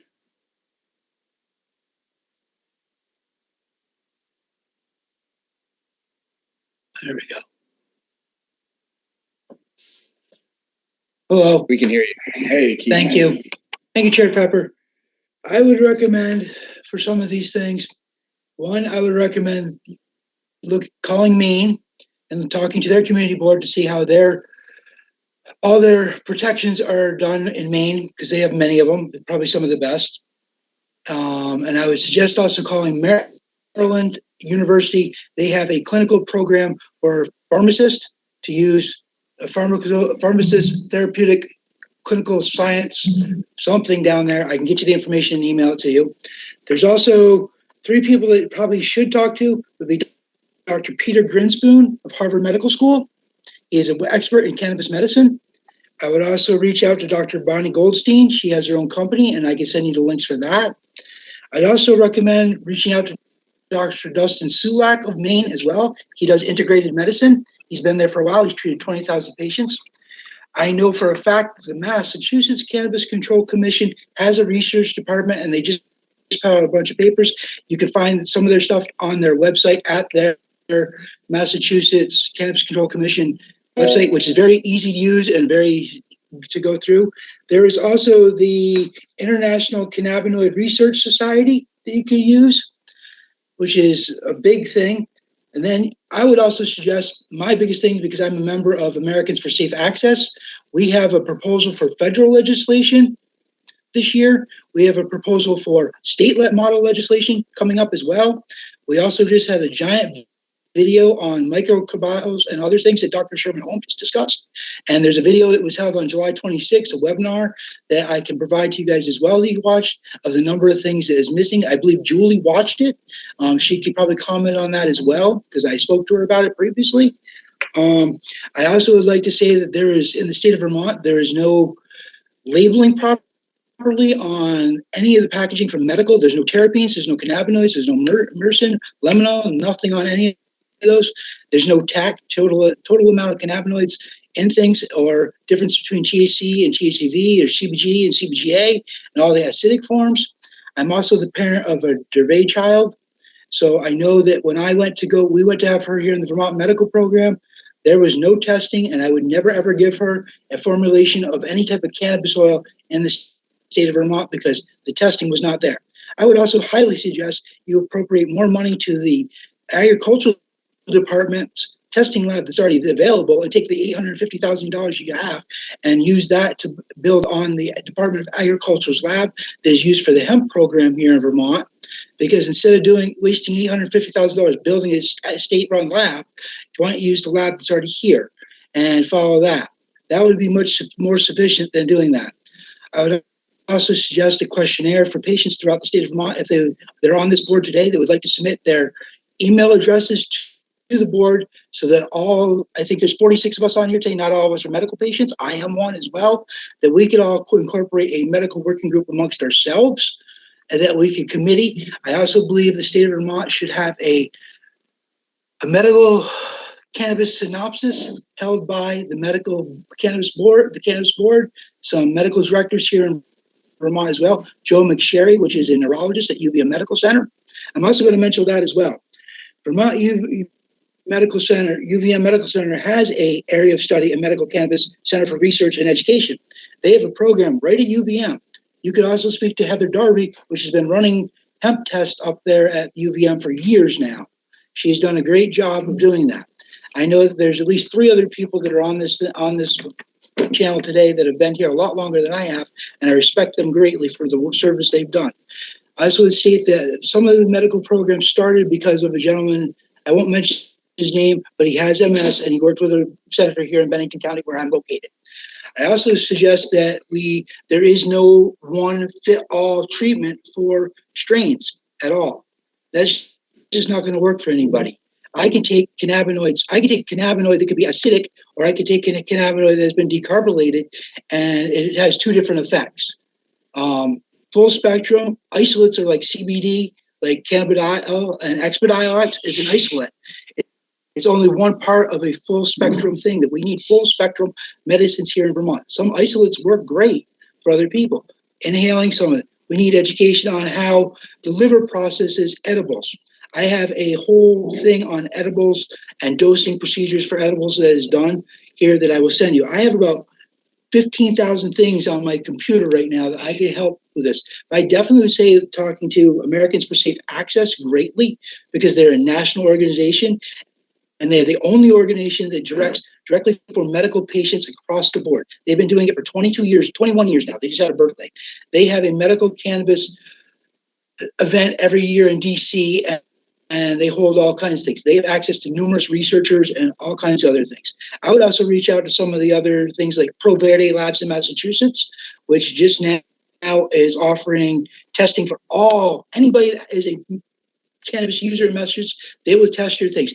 I would suggest also for home growers here in Vermont, because a lot of home growers in Vermont cannot get their medical cannabis tested. So if you're going to test things, let's have medical home growers be able to have their stuff tested, along with medical patients having first access. I believe the state-run facility for testing should be the only place that testing is done for medical patients. The third-party labs cannot do it. And I would speak to Dr. Sherman Holm once again, what he recommends there for the state lab for what you guys should test. I know that he's done great. He's a friend of mine. I've recommended him to you previously, and I've worked with. I speak regularly to the executive director of Americans for Safe Access. They have a whole protocol on patient-focused certificates in their website. I can email you that as well. As changing for the chronic pain, I suffer from chronic pain. I have cluster headaches. They're never going to go away. They're the worst headache you ever have, and I'm being charged $50 a year for something that is neurological that I can't get rid of. I also have low chronic back pain as well. But there's so much there. I do believe that some of them, we should have an open meeting somewhere in the state where the people that are on here, that if they're willing to show up to like a hotel and rent their conference room out, where we can discuss stuff in the room openly, where and bring some literature that we have. I have a numerous set of books here as well that I can recommend to you, and I will write those down and I will email them as well. And I don't know what else I can add to the thing here, because there's so much in the cannabis industry that it's so broad that every one of us brings something to the table that can find some other type of research and has some other access to other people that we may not have. So I do appreciate the time today for doing this. It's been long overdue. And I also suggest that somehow you make a direct contact at the CCB for medical only. We do not have a medical director in the state of Vermont anymore. Lindsay Wells was there for 10 years, worked in the Department of Public Health, and got backsided because the Department of Public Safety wouldn't do anything. Also, the Department of Public Health wants nothing to do with the state of Vermont and medical cannabis at all, which is completely wrong because it's a health protocol. We have nobody there. We have people making stuff at home that does not have the health department going in and check like they do for restaurants. I would like to see testing from the compliance team going in and testing soil samples when they come into the facilities, because soil samples can carry all kinds of things, because all soils sit somewhere for a while. They can create mold and bacteria that gets in there. It's highly dangerous. And I'd like to see what Maine has done for their things. They allow for medical patients to use cannabis in hospitals, nursing homes, and other places. They just do not allow for public consumption, which is most there. In New York, you can use public consumption, but that's New York. In Rhode Island, you can do the same thing. Massachusetts, you cannot. I also see that we need the patients that are coming from the other here in the Northeast be able to use our medical program as well to increase their use as well. Because if they're traveling, they come here and they don't have to be taxed from the adult use program that is not putting any type of labeling on the things with TAC, which is the cannabinoids and the terpenes there, or the flavonoids or the terpenoids or anything like that. I also suggest you could reach out to Green Flower Media. That's another group that's out there that's doing a lot of work They were willing to partner with any university in the country. They have about 25 of them now. They also have a whole complete program called Ganjier. And I know we have a member on the board here sitting today that's a medical person that has taken that certification. And that's something else to look at. There's a lot of things that we can all provide everybody here. And I'm just one person that has worked hard and diligently at doing this. And I'm thankful for being heard today. And I appreciate everybody's time and everybody's information and everybody's knowledge. So I thank everybody here for being with us today. And I look forward to continuing through these meetings. And one more thing, I think we need to have some of the senators and the House of Representatives sit in on these meetings, the ones that are willing to be open and discuss that they are open to cannabis. Janet White, there's a former senator, Dick Sears, any of those people that are up there, some of the members that are in this health and house communities come to these meetings as well and invite them, because those are the people that are going to help us pass legislation here in the state of Michigan. So thank you once again. And I appreciate your time, Chair Pepper and commissioners and executive director and all the medical patients and all the caregivers here today. Thank you. Thanks, Keith. So the order got a little out of order. I apologize to anyone who's been waiting a while, but I'm going to go to Michelle Chapman next, who I think is next.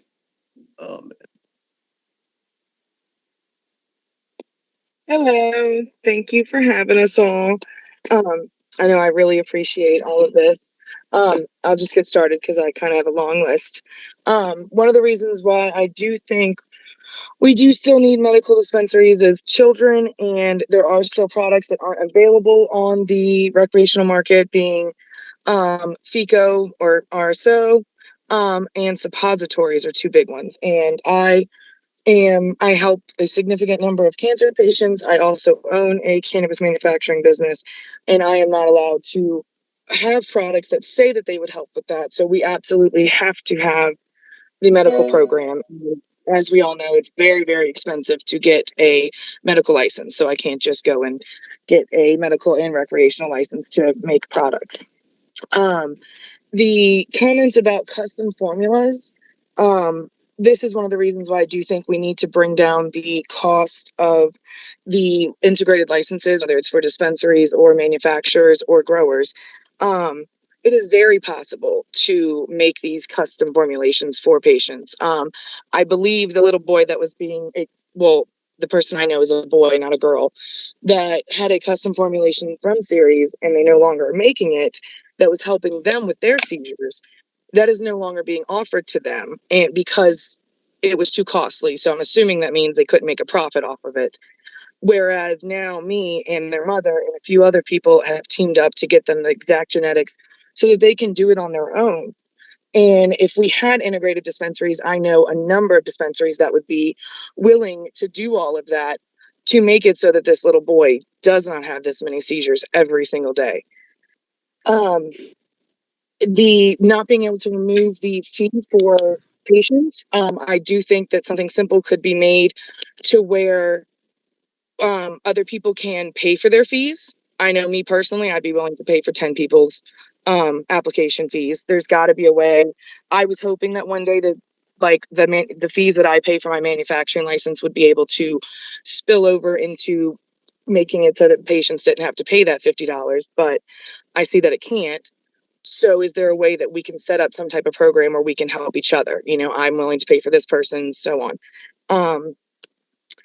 And then one of the issues I have with the doctors signing off, or medical professionals, is a lot of them are blatantly refusing to sign these. My husband is a 2-time cancer survivor. He had to go to Dana-Farber and deal with UVM and another oncologist, and they all kept passing the buck on who would sign this form.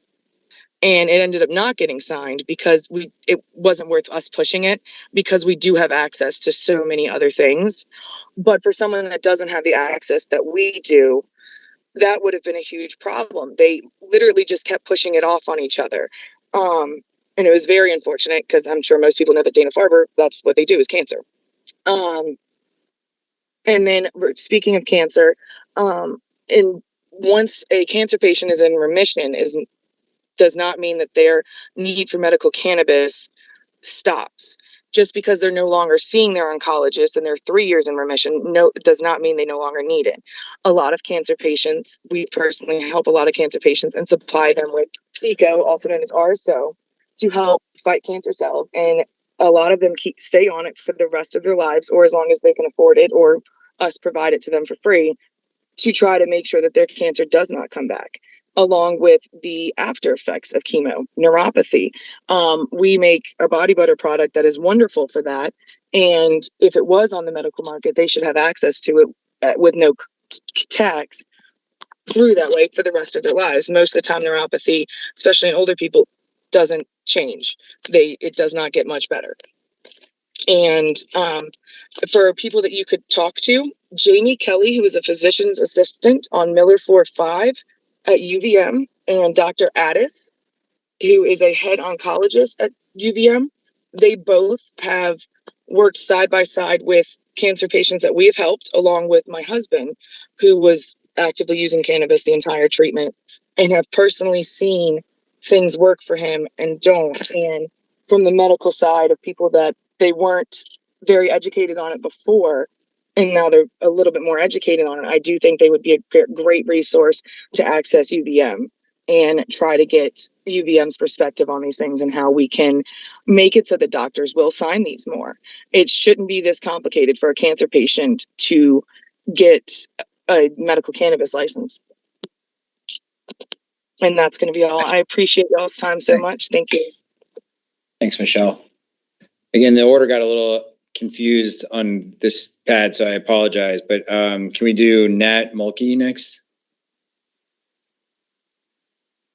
Yeah, hi, everybody. I'm Dr. Mulkey. I'm a psychiatry resident here at UVM, and so can really only speak towards sort of the mental health side of things and only intend to, and particularly regarding any sort of future potential indications or recommendations that UVM, or sorry, not UVM, this board would make, or the state, and mainly just sort of providing my expertise on it. I lecture the medical students here about cannabis, and certainly have plenty of experience with patients. I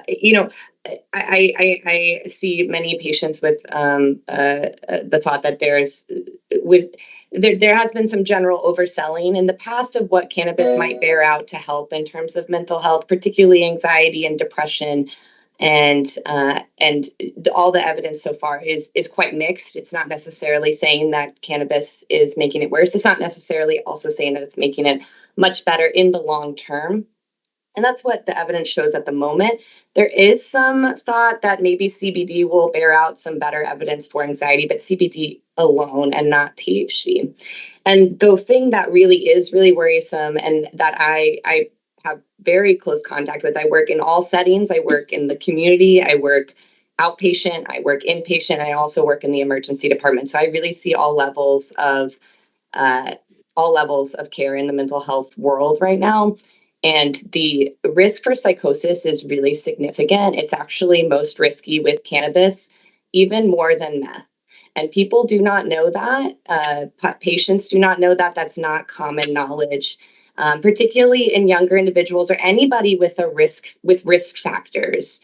I know that the Vermont Medical Society had talked about warning labels, and I'm actually not sure. I know that at some point, Chair Pepper, there was talk of, well, there'd be some, after this act, there would be some education, and basically I don't think that happened. And I don't think warning labels are often that effective anyway, but I would hope that counseling about this risk would be involved, and also speaks to the need for the medical cannabis to, side of things to continue, because that's obviously not happening in just the adults, more recreational zone of cannabis. Like the need for a medical cannabis side of things, if we're gonna use it as a medicine, makes plenty of sense to me. So that obviously I support that. The last thing I wanted to talk about was, I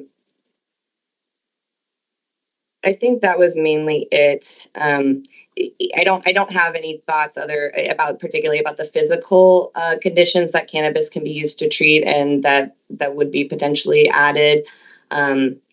I do have some thoughts on the cannabis withdrawal syndrome that people often aren't aware of either, and have to go through with their when they're trying to stop using cannabis, or for whatever reason they're traveling or something. People don't know about that either. It's very similar to what happens when someone stops using anything, but there's a significant cannabis withdrawal syndrome. And the most debilitating thing I've seen from patients is insomnia. That's pretty hard to go through. So I think when anybody is being counseled on a medicine, we obviously do a very extensive informed consent process, or we should be. And that includes these potential risks, along with it, which, unfortunately has not, in the mental health side of things, there's not strong evidence for cannabis in anything. PTSD, it sounds like, I know that has been, that sounds like that's old news, but that wouldn't be standard of care at the moment. Though it sounds like, I know that there's some evidence to support its use for nightmares and some other symptoms. But the other thing that I want to highlight is, in the mental health world, we don't actually, treating symptoms gets people into polypharmacy, or like extensive medications that are often not needed, very quickly. So in psychiatry, the mental health realm, we like to think about what actually is going on, and that's how you avoid exactly that, polypharmacy, people on different medications to treat different parts of symptoms. So that's not how we would go about, like, on this side of things, how we would go about making recommendations for treatment. Like, I'm just addressing like the first one, assessment of illness or symptoms most appropriate to be treated by cannabis. I think those are my main points. Thank you for my time. Yeah, no, thank you for joining. Appreciate the comments. Amelia?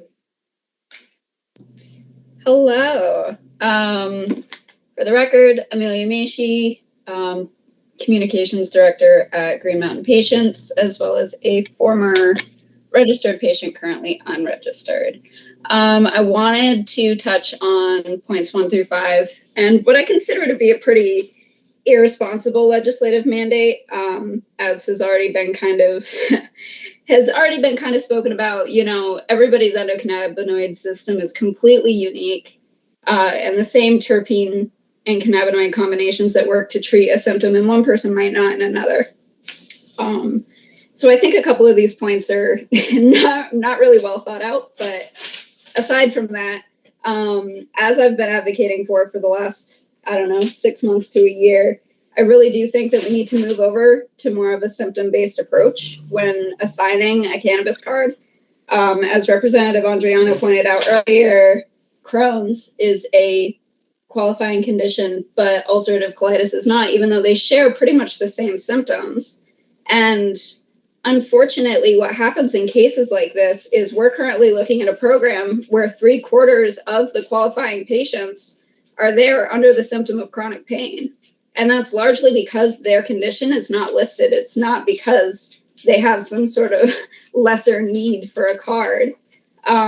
Myself, for instance, I have Ehlers-Danlos syndrome. It's a connective tissue disorder that is degenerative and causes chronic pain. It's only going to get worse the longer I live, but it's not on our current symptoms list. And because of that, what I would have to apply for would be chronic pain. And I would then be stuck renewing my card every single year, even though my issue is lifelong. And if we had more of a symptom-based approach, and specifically within chronic pain, I want to point out what should have been done when that exception was made to the annual renewal rule is we should have split chronic pain into short-term and long-term. So as we look at the approach of how we're going to assess which illnesses or symptoms are most appropriately treated by cannabis, I think we do need to look into the difference between long-term chronic pain and short-term pain, because by lumping both of those things into the same category, we're doing a lot of people a disservice.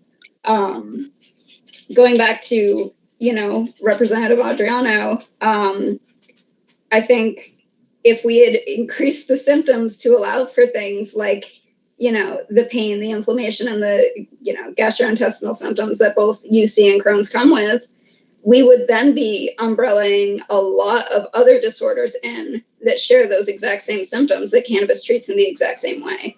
I think if we look at Minnesota, they don't have legislators making this decision. They have a panel of health experts. So in Vermont, we're petitioning our legislature every year to add more conditions when they aren't really the people that should be adding them. So I would like to advocate for some sort of board of registered healthcare professionals with expertise in cannabis for symptom relief, to sort of be making these decisions moving forward. I know that's not something you guys can just mandate, but it is, I think, the path forward that makes the most sense. And I think that the CCB needs more funds directed their way specifically for managing the medical program. I don't think that the current amount of oversight is acceptable. We used to have an oversight committee that met multiple times a year, and that has since dissolved. And while I recognize that new people have been brought into the program to manage it, I don't think the amount of work that we're looking at is fair to place on the shoulders of 2 people in the board. So some sort of oversight panel that consists of patients, caregivers, registered growers, manufacturer, like everybody in the supply chain needs to start coming together to manage this program. Because the perspective of the people who up until now have run it is extremely important and valid. But more important is the perspective of the people affected. So patients really need to be centered in this conversation. I think that's about all I wanted to say today. I know we've got more meetings coming up where we'll have different topics of discussion, but thank you guys so much for taking on this responsibility of really engaging with the public and the people most affected. Well, thank you, Amelia. You've been keeping us on this path from the very beginning. So thank you. Dan? All right. Hey, everybody. Thanks for holding this meeting. I just wanted to introduce myself. My name is Dan Pomerantz. I've been a medical cannabis patient since 2010, as well as a provider. But really, I started providing medical cannabis to people well before that. My first experience was an MIT scientist was going through a bone marrow transplant with a really aggressive type of cancer and hadn't used cannabis since the 70s and was afraid, didn't really know where to source it. And so I was able to offer something that really helped them gain weight and survive surgery with a 50% survival rate. So for the folks who've kind of chimed in that there's no medical benefit to cannabis, over the last 20 plus years, I've literally seen it save dozens of lives. I'm also a senior editor for Skunk Magazine. I've been a cannabis journalist for the last 10 plus years and a cannabis educator. I taught classes at the Northeastern Institute of Cannabis and the 707 Cannabis College. I just want to make a few comments. It's sad to hear that there's so much ignorance among our legislators regarding the importance of medical cannabis. Vermont should not be concerned about, being conservative with this due to racist and unjust federal laws. Cannabis is less harmful than opiates. Medical cannabis is an issue of basic human rights and personal freedoms of choosing what to put in your body. Ingesting cannabinoids in its raw acidic form is essential for maintaining homeostasis and balancing health and wellness. I would really love it if you guys would check out the research from Dr. William Courtney. He's been researching for more than the last 15 years of ingesting cannabis as a vegetable. When you cook broccoli, if you boil broccoli and you overcook it, what happens? You cook all the nutrients out of it. And same thing with cannabis. Cannabis is medicine to balance our endocannabinoid system. Is about ingesting in its raw acidic form. And there's a lot of information that's available. Because that's the healthiest way to ingest cannabis, there should be no limitations or restrictions on how much a medical patient should be able to possess or grow. I've also worked closely alongside a former colleague, Dr. Uma Dabahalan. She's a Harvard-educated physician who used to be very anti-cannabis until she saw how much it could benefit people's overall health and wellness and save people's lives.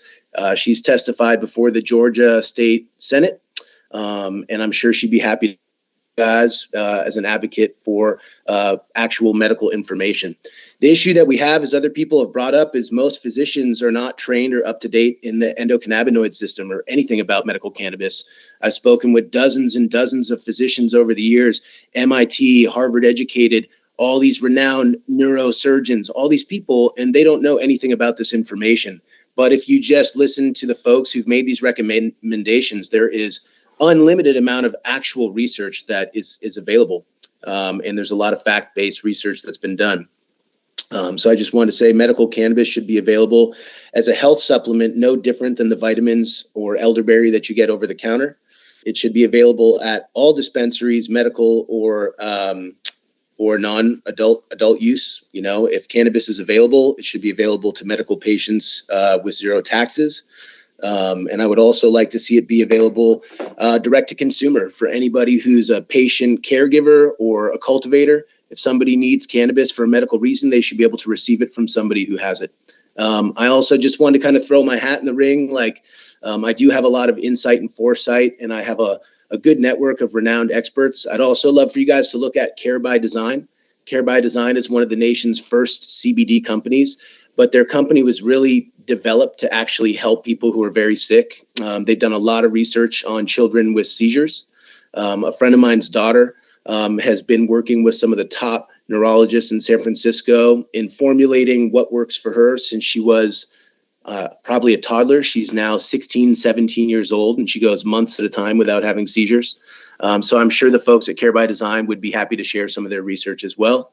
And I'd love to participate in kind of helping put together something that is sensible and taking the economics out of it and putting kind of the overall wellness and what's in the best interest of human beings first. Thank you. Thank you, Dan.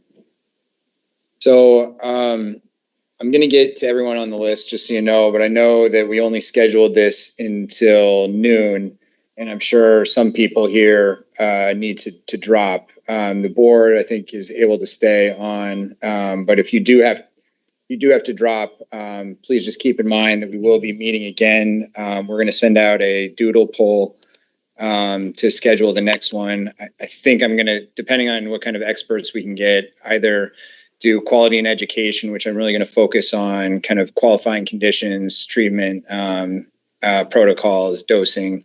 And then the meeting 3 is going to be around access and affordability, which really is just how do we structurally improve the program. And then the last meeting, we're going to be reviewing the recommendations that the board will be submitting to the legislature.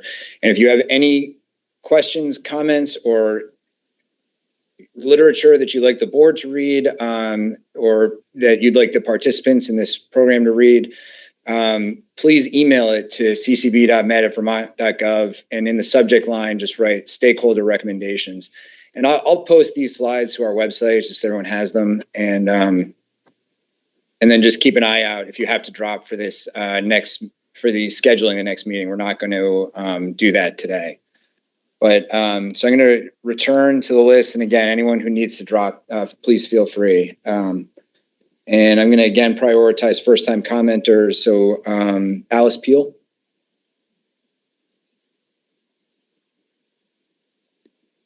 Okay, I'm unmuted and you can hear me? We can hear you. How are you doing? Good to hear your voice. Yeah, I haven't been here in a while.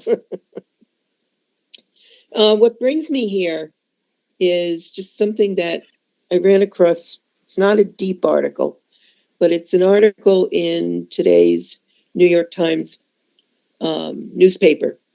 And it's not a deep article, but I think listening to, I think it was Nat Mulkey from UVM and some of her mental health concerns, I think it fits right in what she's talking about. And what New York, you have to read it to get the details. New York has a program of looking at emergency room visits and looking at the number of emergency room visits that are because of a reaction, bad reaction, or a problem with cannabis ingestion. And they're looking at the different types of emergencies, such as psychosis,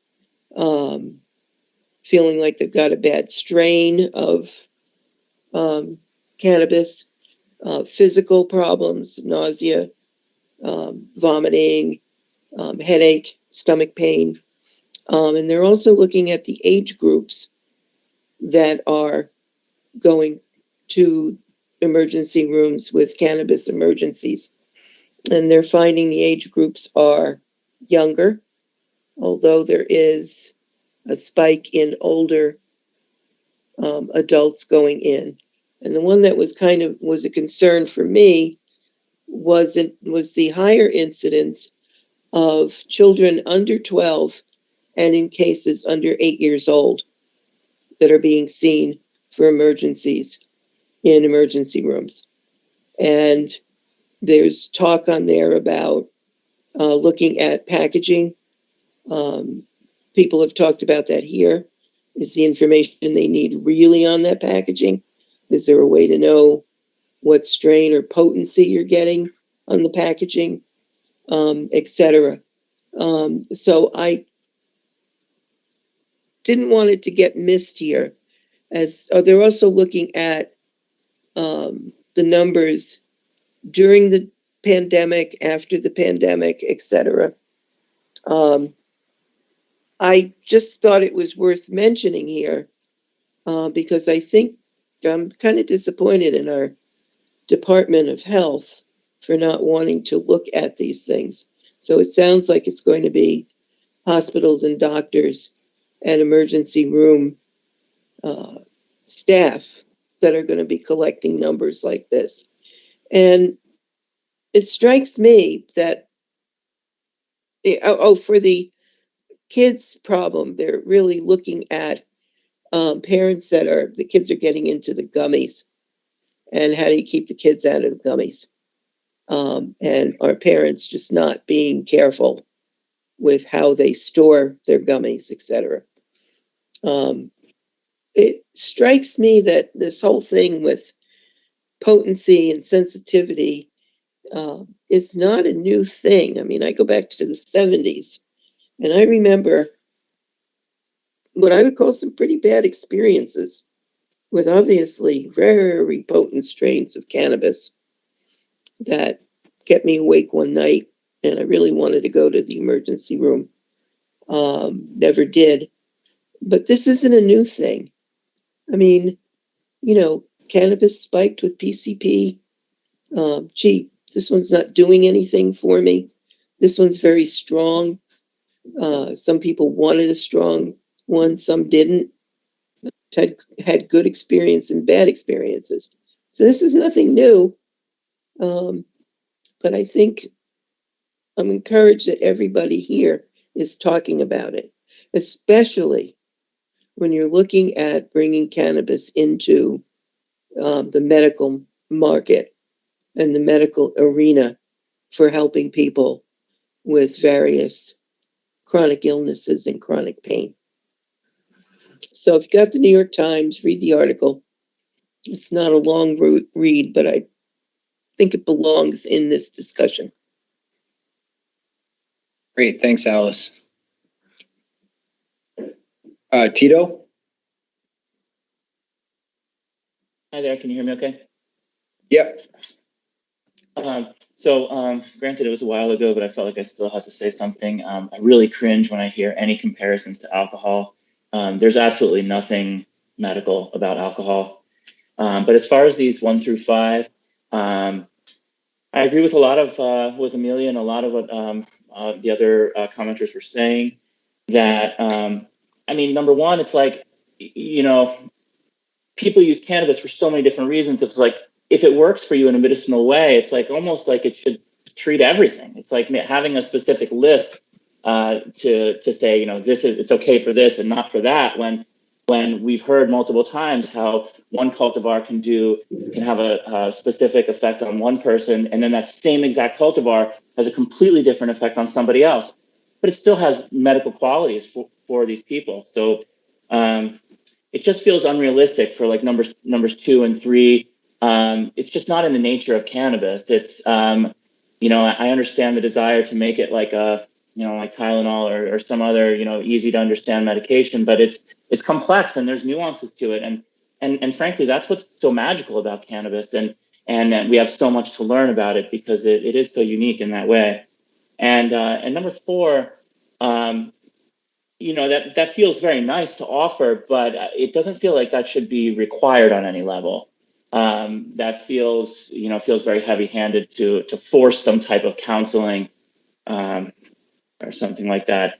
And then lastly, in reference to the Aspergillus talk, Aspergillus absolutely is dangerous. I'm not saying that it's not, but there's nuance to this, and it also feels like some of the big corporate hydro growers are using this as some type of tool to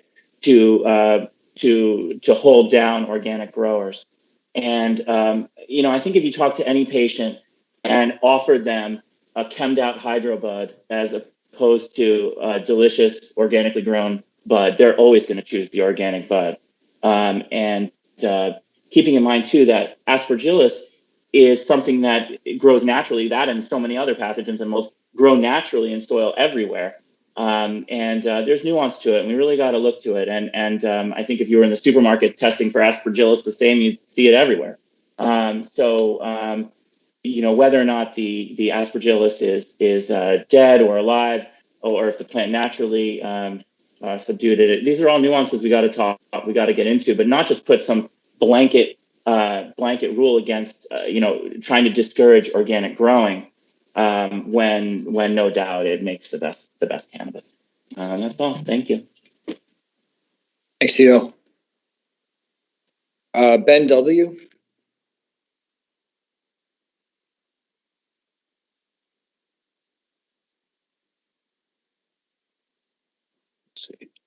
Hello? Hey, we can hear you. Hello? Hey. Okay, great. Hey, my name is Ben Wilcox. I am Tier 1 sun-grown cultivator. My business name is Off Piste Farm. And I was just been listening to this conversation as I'm kind of doing other stuff, and just wanted to throw in a quick comment about it from the perspective of a licensed cultivator.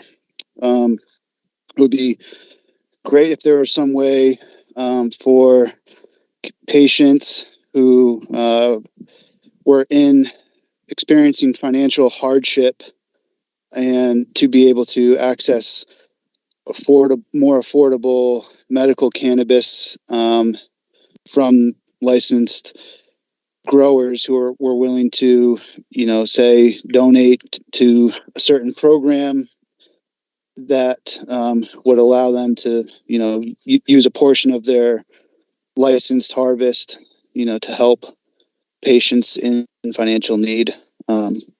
So, that's something I would like to do, and I don't want to just necessarily give away anything I work really hard to produce just to anybody. What I would like to really personally donate to is people who really can demonstrate financial need. If somebody has a lot of money and can just pay for it anyways, then you should probably just pay for it. But it's difficult for some people. If you have a terminal illness and you're using it at the end of your life for comfort, you might not have time left to grow your own from start to finish. It takes several months at the quickest. So to be able to access somebody who has an inventory of cannabis that they could help, that would be cool. And through the regulated channels. That's my comment. Thank you very much. Thanks, Ben. So everyone left has commented already. I'm going to get to you. I just want to reiterate this piece, which is these are the basic kind of the basic flow for the next couple of meetings. They have not been scheduled yet. Anyone that would like to kind of comment on, Act 65, those 1 through 5 points with kind of information that they have that are relevant to those, or people that we should reach out to, or kind of questions about them. And then anything that might improve the program as well, please just send those to ccb.med at vermont.gov with the stakeholder recommendations in the title. So I'm going to go back to Ivo. Hi. So let me go first. Where is that other slide that tells us what's going on? So the doctor who prescribed the cannabis to me just took in account my past use, my self-reported benefits and prescribed it to me, and the dosage was left upon me. I'm trusted to know what's best for me. So and really nothing else. So I think the doctors and even the doctors who are willing to prescribe it don't really know enough about it, and they are essentially reduced to trusting to patients. Instead of like in any other doctor-patient situation is the other way around. The patient doesn't know anything about the illness and then trusts the doctor what doctor says. And here, the doctor is really in the dark, and it trusts patients what patients' experiences are. And I see that. I mean, and if we want this to become a widespread medical widespread medication, we need to find out how to standardize it. And as many of the people before said, the cannabis is a plant. The chemicals inside evolve, they change. They are different before the harvest. They are different when the cannabis stays on the shelf for 5 months. The delta THC9 deteriorates in another form, and before the harvest it's different. So it is not always the same. Even the same strain, even the same batch that you have is not always the same chemically as it stays.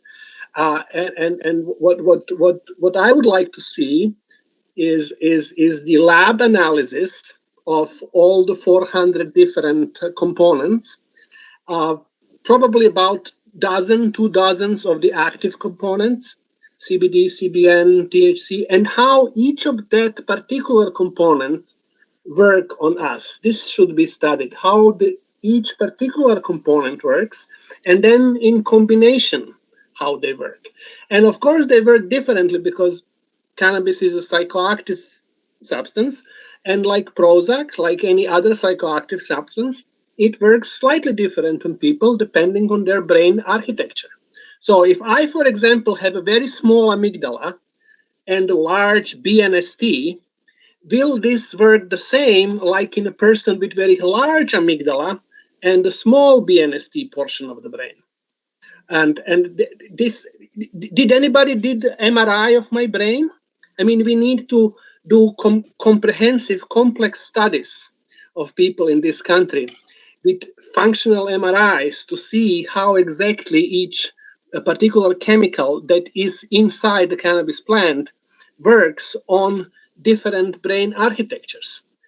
And I don't see that happening. And until this actually happens, we are not going to know exactly how cannabis works and how it works on every particular people. In my case, I was also prescribed for chronic pain, because I do have chronic pain. I have artificial hip, artificial knee, osteoarthritis all over the place. I had a ruptured Achilles tendon, reconstructed shoulder, C5, C6 herniation, L5, L4 herniation. So there is enough of chronic pains here. But those chronic pains are not going to go away. I'm 59. So why do I need to renew it every year? Because this is going to stay with me until I die. Very likely it is not going to change. So this is, but that's easy to address. What is difficult to address is how the strains work on us and how the strain work on each particular people of us. And I want to address Dr. Malki. I contacted the Massachusetts commission about that study. I contacted Harvard. I tried to contact UVM Research Center several times. I tried to contact Dr. Malki and other on psychiatric team in UVM because I want to be part of that research and I want to contribute to that. I would like to have MRI of my brain to see why, for example, I never had any bad experience with cannabis. Why it always worked fine for me, and why it always worked uplifting for me and not sedating for me.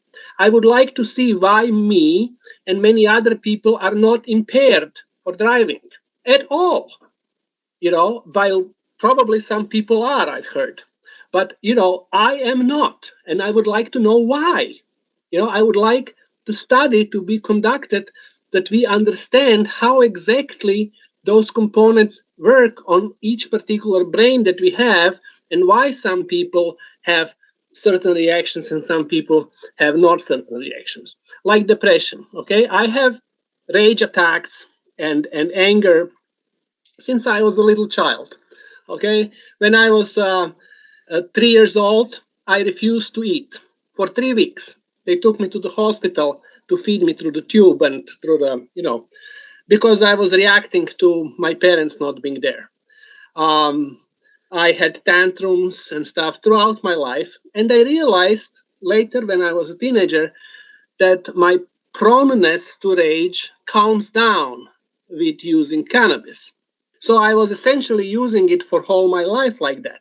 Like in the old age, I have sadness. I would wake up in the morning crying, and I can't stop. And I don't really understand why, but it works. I mean, I dry up when I'm smoking weed, so it works for me. It doesn't work for everybody, maybe, but it works for me, and I don't know why. I just know it does, And then Dr. Malki says that it increases the risk of psychosis. Well, Prozac and risperidone and all the other psychiatric medications do that the same. If you stop them abruptly, you are going to feel very bad. All the psychiatrists always tell you, oh, you need to ramp up to the dosage, and then you need to taper down if you're getting off. Well, I guess the same would be with prescribing cannabis as a medicine. Because it is a psychoactive medicine, it will work the same way. Yeah? So if you are using it for a long time, then when you abruptly stop using it, you are definitely going to have insomnia. You are definitely going to have symptoms for that. Yeah, and people need to be aware of that. But I don't think that cannabis per se causes the symptoms, but the symptoms exist before cannabis consumption, and then they increase or come back when the cannabis consumption is discontinued. Yeah, so we start like this is like 1, 2, 3, 4 here. We should start from 4 and then to 3 and then to 2 and then to 1. 1 is actually the last here. Because you first need to know how the active chemicals actually work. Then we need to know how the strains actually work as a combination of that chemicals and how the strains change over time in regard to the chemicals present in them. And from then to see how they actually work on a particular symptoms in the illnesses. For example, I don't think it actually treats pain. It treats the suffering of pain. Yeah. So it makes it easier to not focus on the pain. It makes it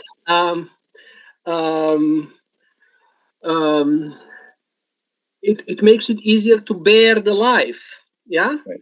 And that's why people use it, and we really need to focus on communicating to patients, providers, and to society at large. When I tell to my friend, how it works and how people who don't smoke, they universally believe, my close friends, who don't smoke, who tell me, but when you smoke, you are wobbly. You can't drive. You can't even walk. And that's simply not true. When I look at CDC website and see how they say that you are impaired with coordination, that's not how marijuana works. We have a fundamental misunderstanding of what's the purpose of the endocannabinoid system in us. Yeah. And until we actually understand what is that system designed to do in our bodies, we won't really know how to use cannabis medically. Yeah, thank you, Ivo. I think what you're seeing with this study is a bunch of folks that don't really understand, or maybe just are suspicious of the therapeutic impacts of cannabis, trying to have a group of professionals and experts try and get some consensus, or at least bring the legislature up to speed on whether or not any of these things are possible that are in this report. But and I think through this process, we'll see where we can get on any of these, if anything is possible. I'm going to move down to Jessie Lynn.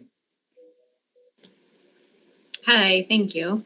I'm a little discombobulated because I'm in another meeting, so I'll try to get to the point and be quick. So a couple things to mention is you asked for some feedback on the 5 different points and a couple other things as well. I would love to see additional caregivers at the discretion of the CCB when it comes to adults as well, especially as we move forward with the baby boom generation, who is the largest demographic coming to, if not consuming cannabis at this point. You mentioned the medical fees being reduced for the medical program. The current dispensaries we have, I would like a larger discussion around out-of-state conglomerate money versus the adult use retailers in the future, if we are to address that topic. As far as illness versus symptom, I think we've had a few people speak very well to that topic. I think, as Amelia mentioned, unfortunately, it does show a general lack of understanding in legislation, but Representative Adriano spoke very well, showing his knowledge and also giving a great example as to why moving towards a symptom-based program makes much more sense. So I'd love to continue that. When we look at specific strains for specific disease processes or symptoms, I think multiple people have spoken to that, even the gentleman who does the research and here through the Vermont Department of Health. Not only is it different harvest to harvest, as Representative Adriano spoke to, I think it's important to note that indoor versus outdoor flower has different chemical profiles, soil versus hydroponically grown, let alone living soil versus a synthetic grow. So I think we need to take that into account. I'm glad that you've mentioned mandating or at some point including terpene testing for the medical program. We seem to continue, as you know, have concern around the intoxication and the effects that THC does give people. But at this point, the science shows us if we are not testing terpenes, we really are not being responsible to help understand that intoxication that some people are so concerned with. When we do talk about the difference in the strains as far as terpene testing, I think Tito mentioned this briefly, but understanding that when it does come to medicine, we should be looking towards more organic and living soil rather than synthetic and salt-based fertilizers. I would love that to be part of the conversation moving forward if we are talking about medicine for people. When we look at dosing, we do understand, as many again have commented to, the individual endocannabinoid systems and how important that is. But one thing that has not been mentioned is the stigma that comes along with dosing. If you're somebody that needs 50 milligrams instead of 5 milligrams, I've seen people embarrassed or very concerned to admit that, because not only does cannabis use come with stigma, as we know, needing a higher dose or cannabis more often is very stigmatized, even amongst medicinal consumers, medical dispensaries, medical providers. So I think that needs to be part of the conversation as well. I would like to reiterate what 2 people have mentioned. Is that our medical programs have not consistently, since adult use licensing, been able to provide custom formulations, including pediatrics now, unfortunately going back to seizures and having a very low quality of life. So I would love to see moving forward the medical programs mandated to have to formulate custom formulations for those people that need it. One of the things in the 5 bullet points is also having some kind of medical oversight. I think multiple people have spoke to the fact that we all recognize and know medical professionals do not have the knowledge or education that we would hope they have. So that medical oversight, how supportive is that if those medical professionals don't have the knowledge they need? So I would love to continue the conversation or add to the conversation as to mandating some kind of education for medical providers, just like we have for our Suboxone program, that providers need to have a certain level of education before they're allowed to prescribe Suboxone. One of the bullet points nobody commented to, and I would love a little more clarification, is discussing how we communicate somebody being a medical cannabis patient or consumer with other medical professionals. My worry is that that information might be shared with people who have some stigma and might cause some safety concerns or privacy issues. So I would love to understand a little bit more what was meant by that bullet point so that we still have the protection for our patients, because that is one of the reasons patients don't enter the medical program, is because they do worry that it can be looked up, whether it's by a doctor or a lawyer when they're in custody for their child. So where do we have some consumer safety protection and privacy around that? A couple other really quick things. I'm sorry, I know everyone's taken a long time. A few people have mentioned research. I will continue and have been reiterating for years at this point how important it is for us to have access to research, which I think does include the Vermont CCB looking at having a research license capability. The education program that we know the adult use is currently mandated too. I'd love to understand and see that also mandated for the medical program. I think Keith mentioned a few things as far as having a state lab, which I would second that notion. I think that's fabulous. He also talked about having hospitals in different homes be eligible to allow cannabis consumption and administration. I'd encourage you to check out Ryan's Law in California and would love to see us moving in that direction. I think Amelia was the one that mentioned there's no longer a symptom relief oversight committee, which was the only committee that did allow patients' voices. At that time, it only allowed patients' voices who were specifically chosen by the medical dispensary as successful patients in the medical program, which means they also could afford that cannabis medicine. So I'd love to reinstitute some kind of committee where patients have more of a voice.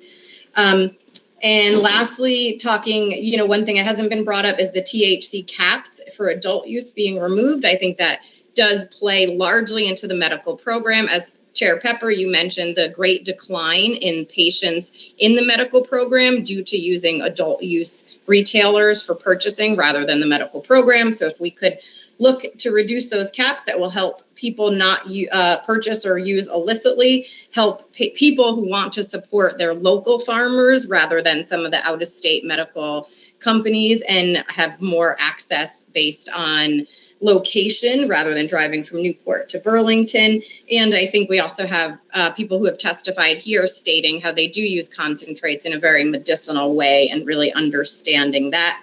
And then Tito did bring up the idea of alcohol. And to finish, I would like to just mention the fact that there's a very restrictive advertising program in general here in the state of Vermont for adult use, but it also seems that there's not much advertising or awareness of the medical program. And now that we do have standards in place for a very restrictive advertising program amongst cannabis, I would love to see some advocacy and that same restriction placed on alcohol and tobacco sales as well. So thank you guys so much for listening to public comment, and I look forward to more of these meetings. Thanks, Jessie Lynn. So I saw that Jeffrey with a J is a new commenter that raised his hand. If you want to chime in, Jeffrey. Oh, yes, sure. I thought I was like way down on queue. Thanks for having this open to the public. And everybody that spoke so far, you've all really hit a lot of things that are very important.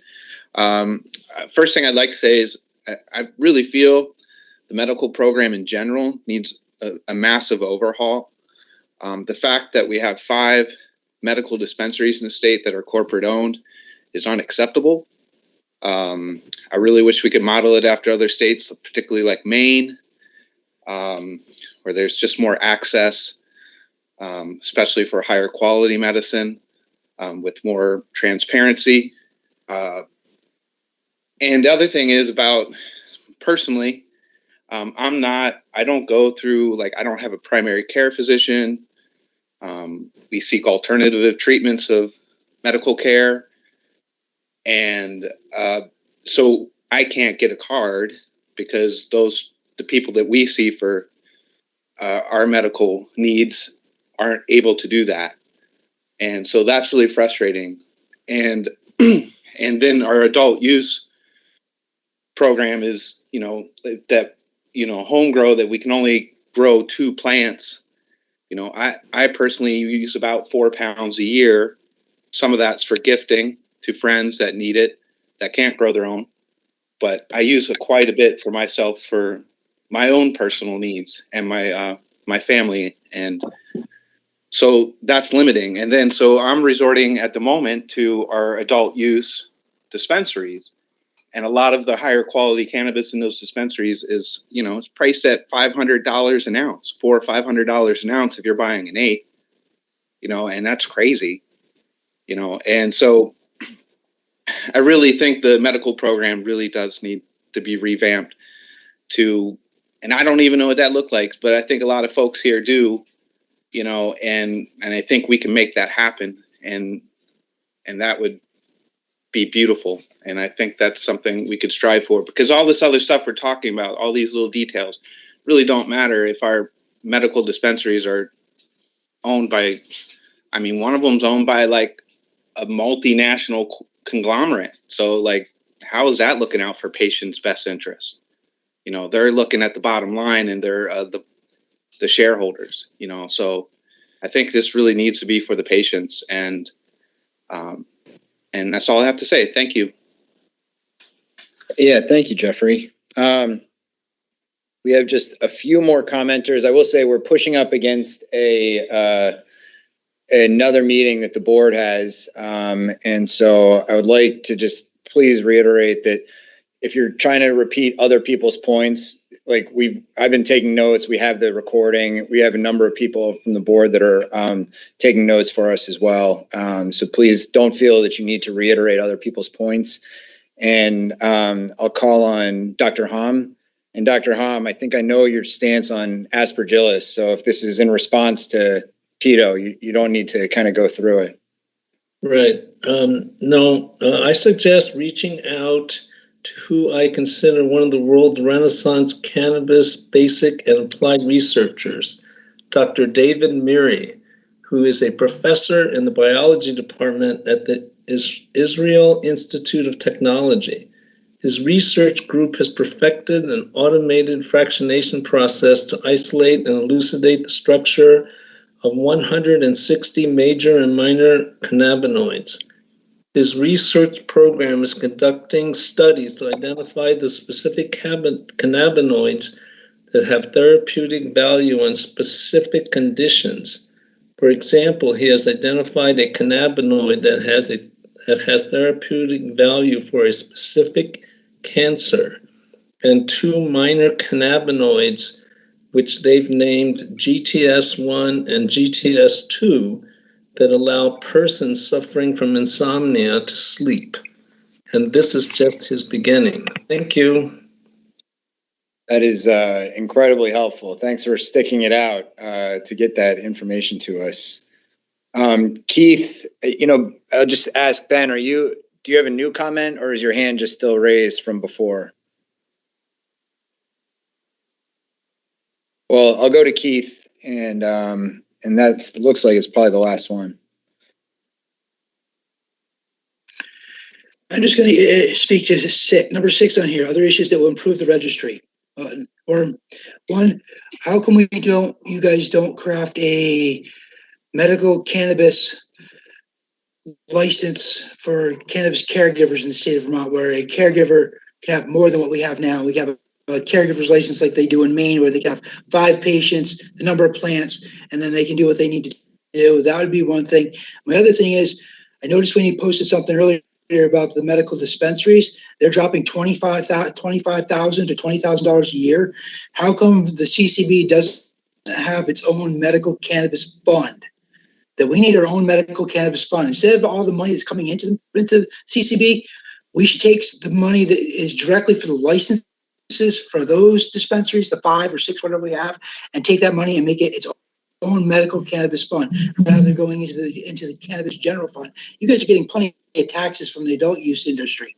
Plenty of businesses are being started throughout manufacturing, product development, licenses for growers, and all that other stuff, transportation. How come that money that's for medical, that is going for the medical licenses to be a medical dispensary, is not being put back into the medical program?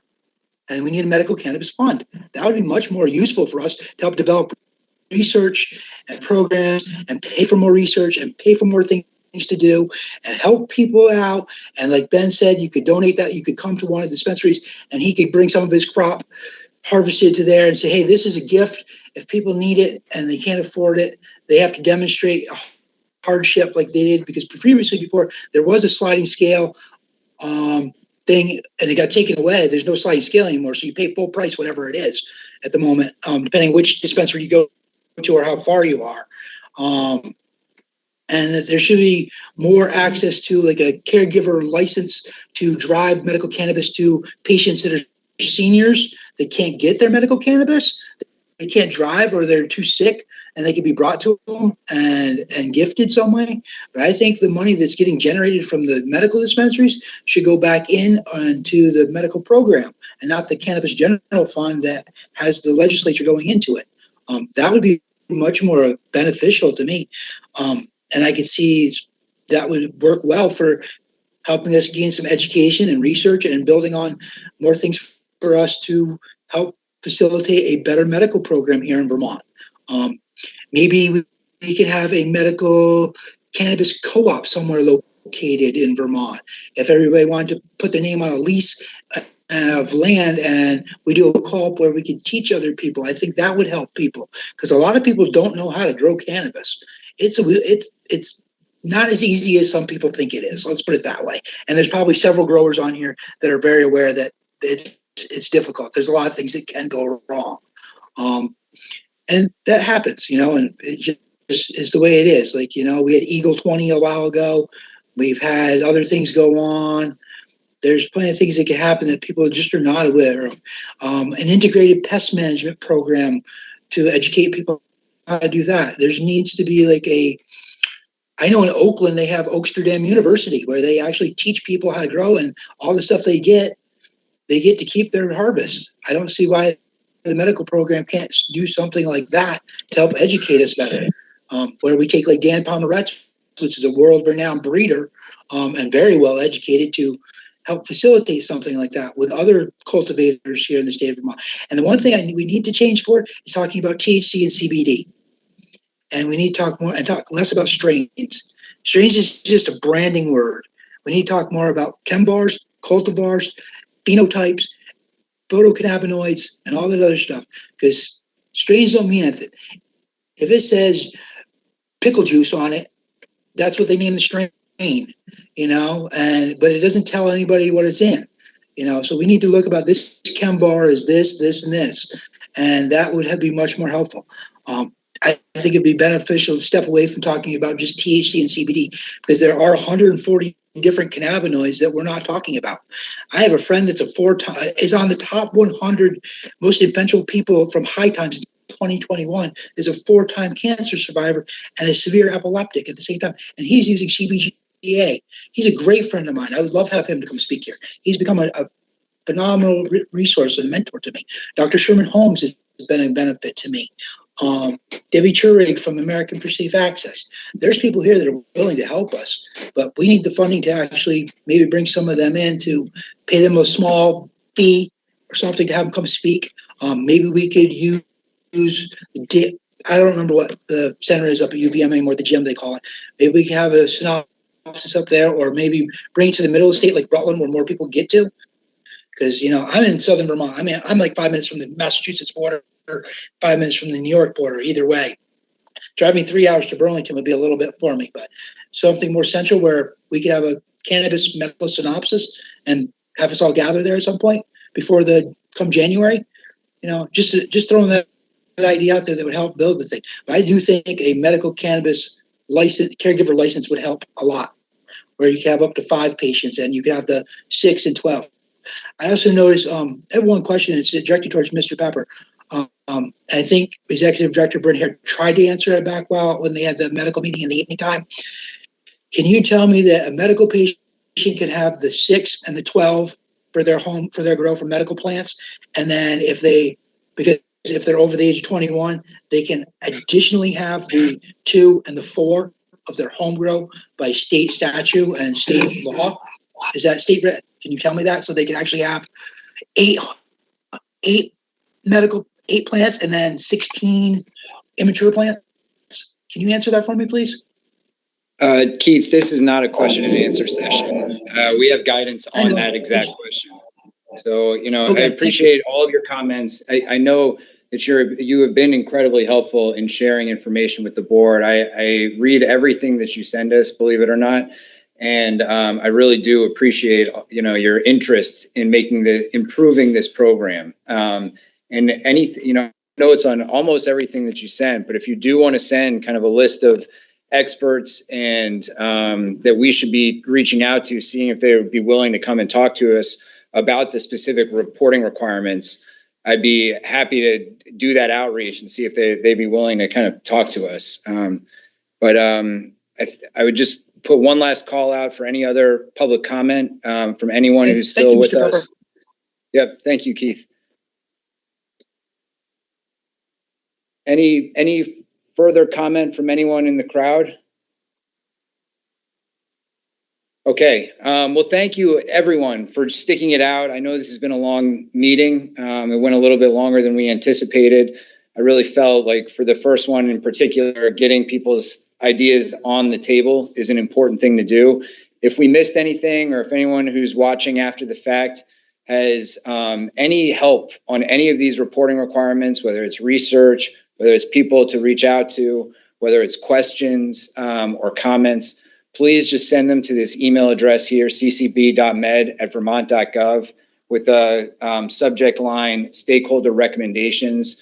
We will work on getting our next meeting scheduled that will hopefully accommodate as many people as possible. But don't feel like if you can't make the meeting that we won't listen to your comments. You can always send them to us after the fact.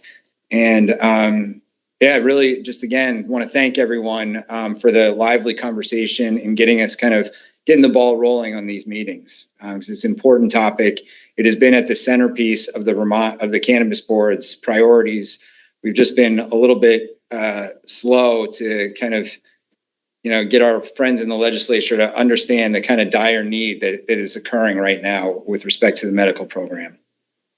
So thanks again, and I will adjourn this meeting.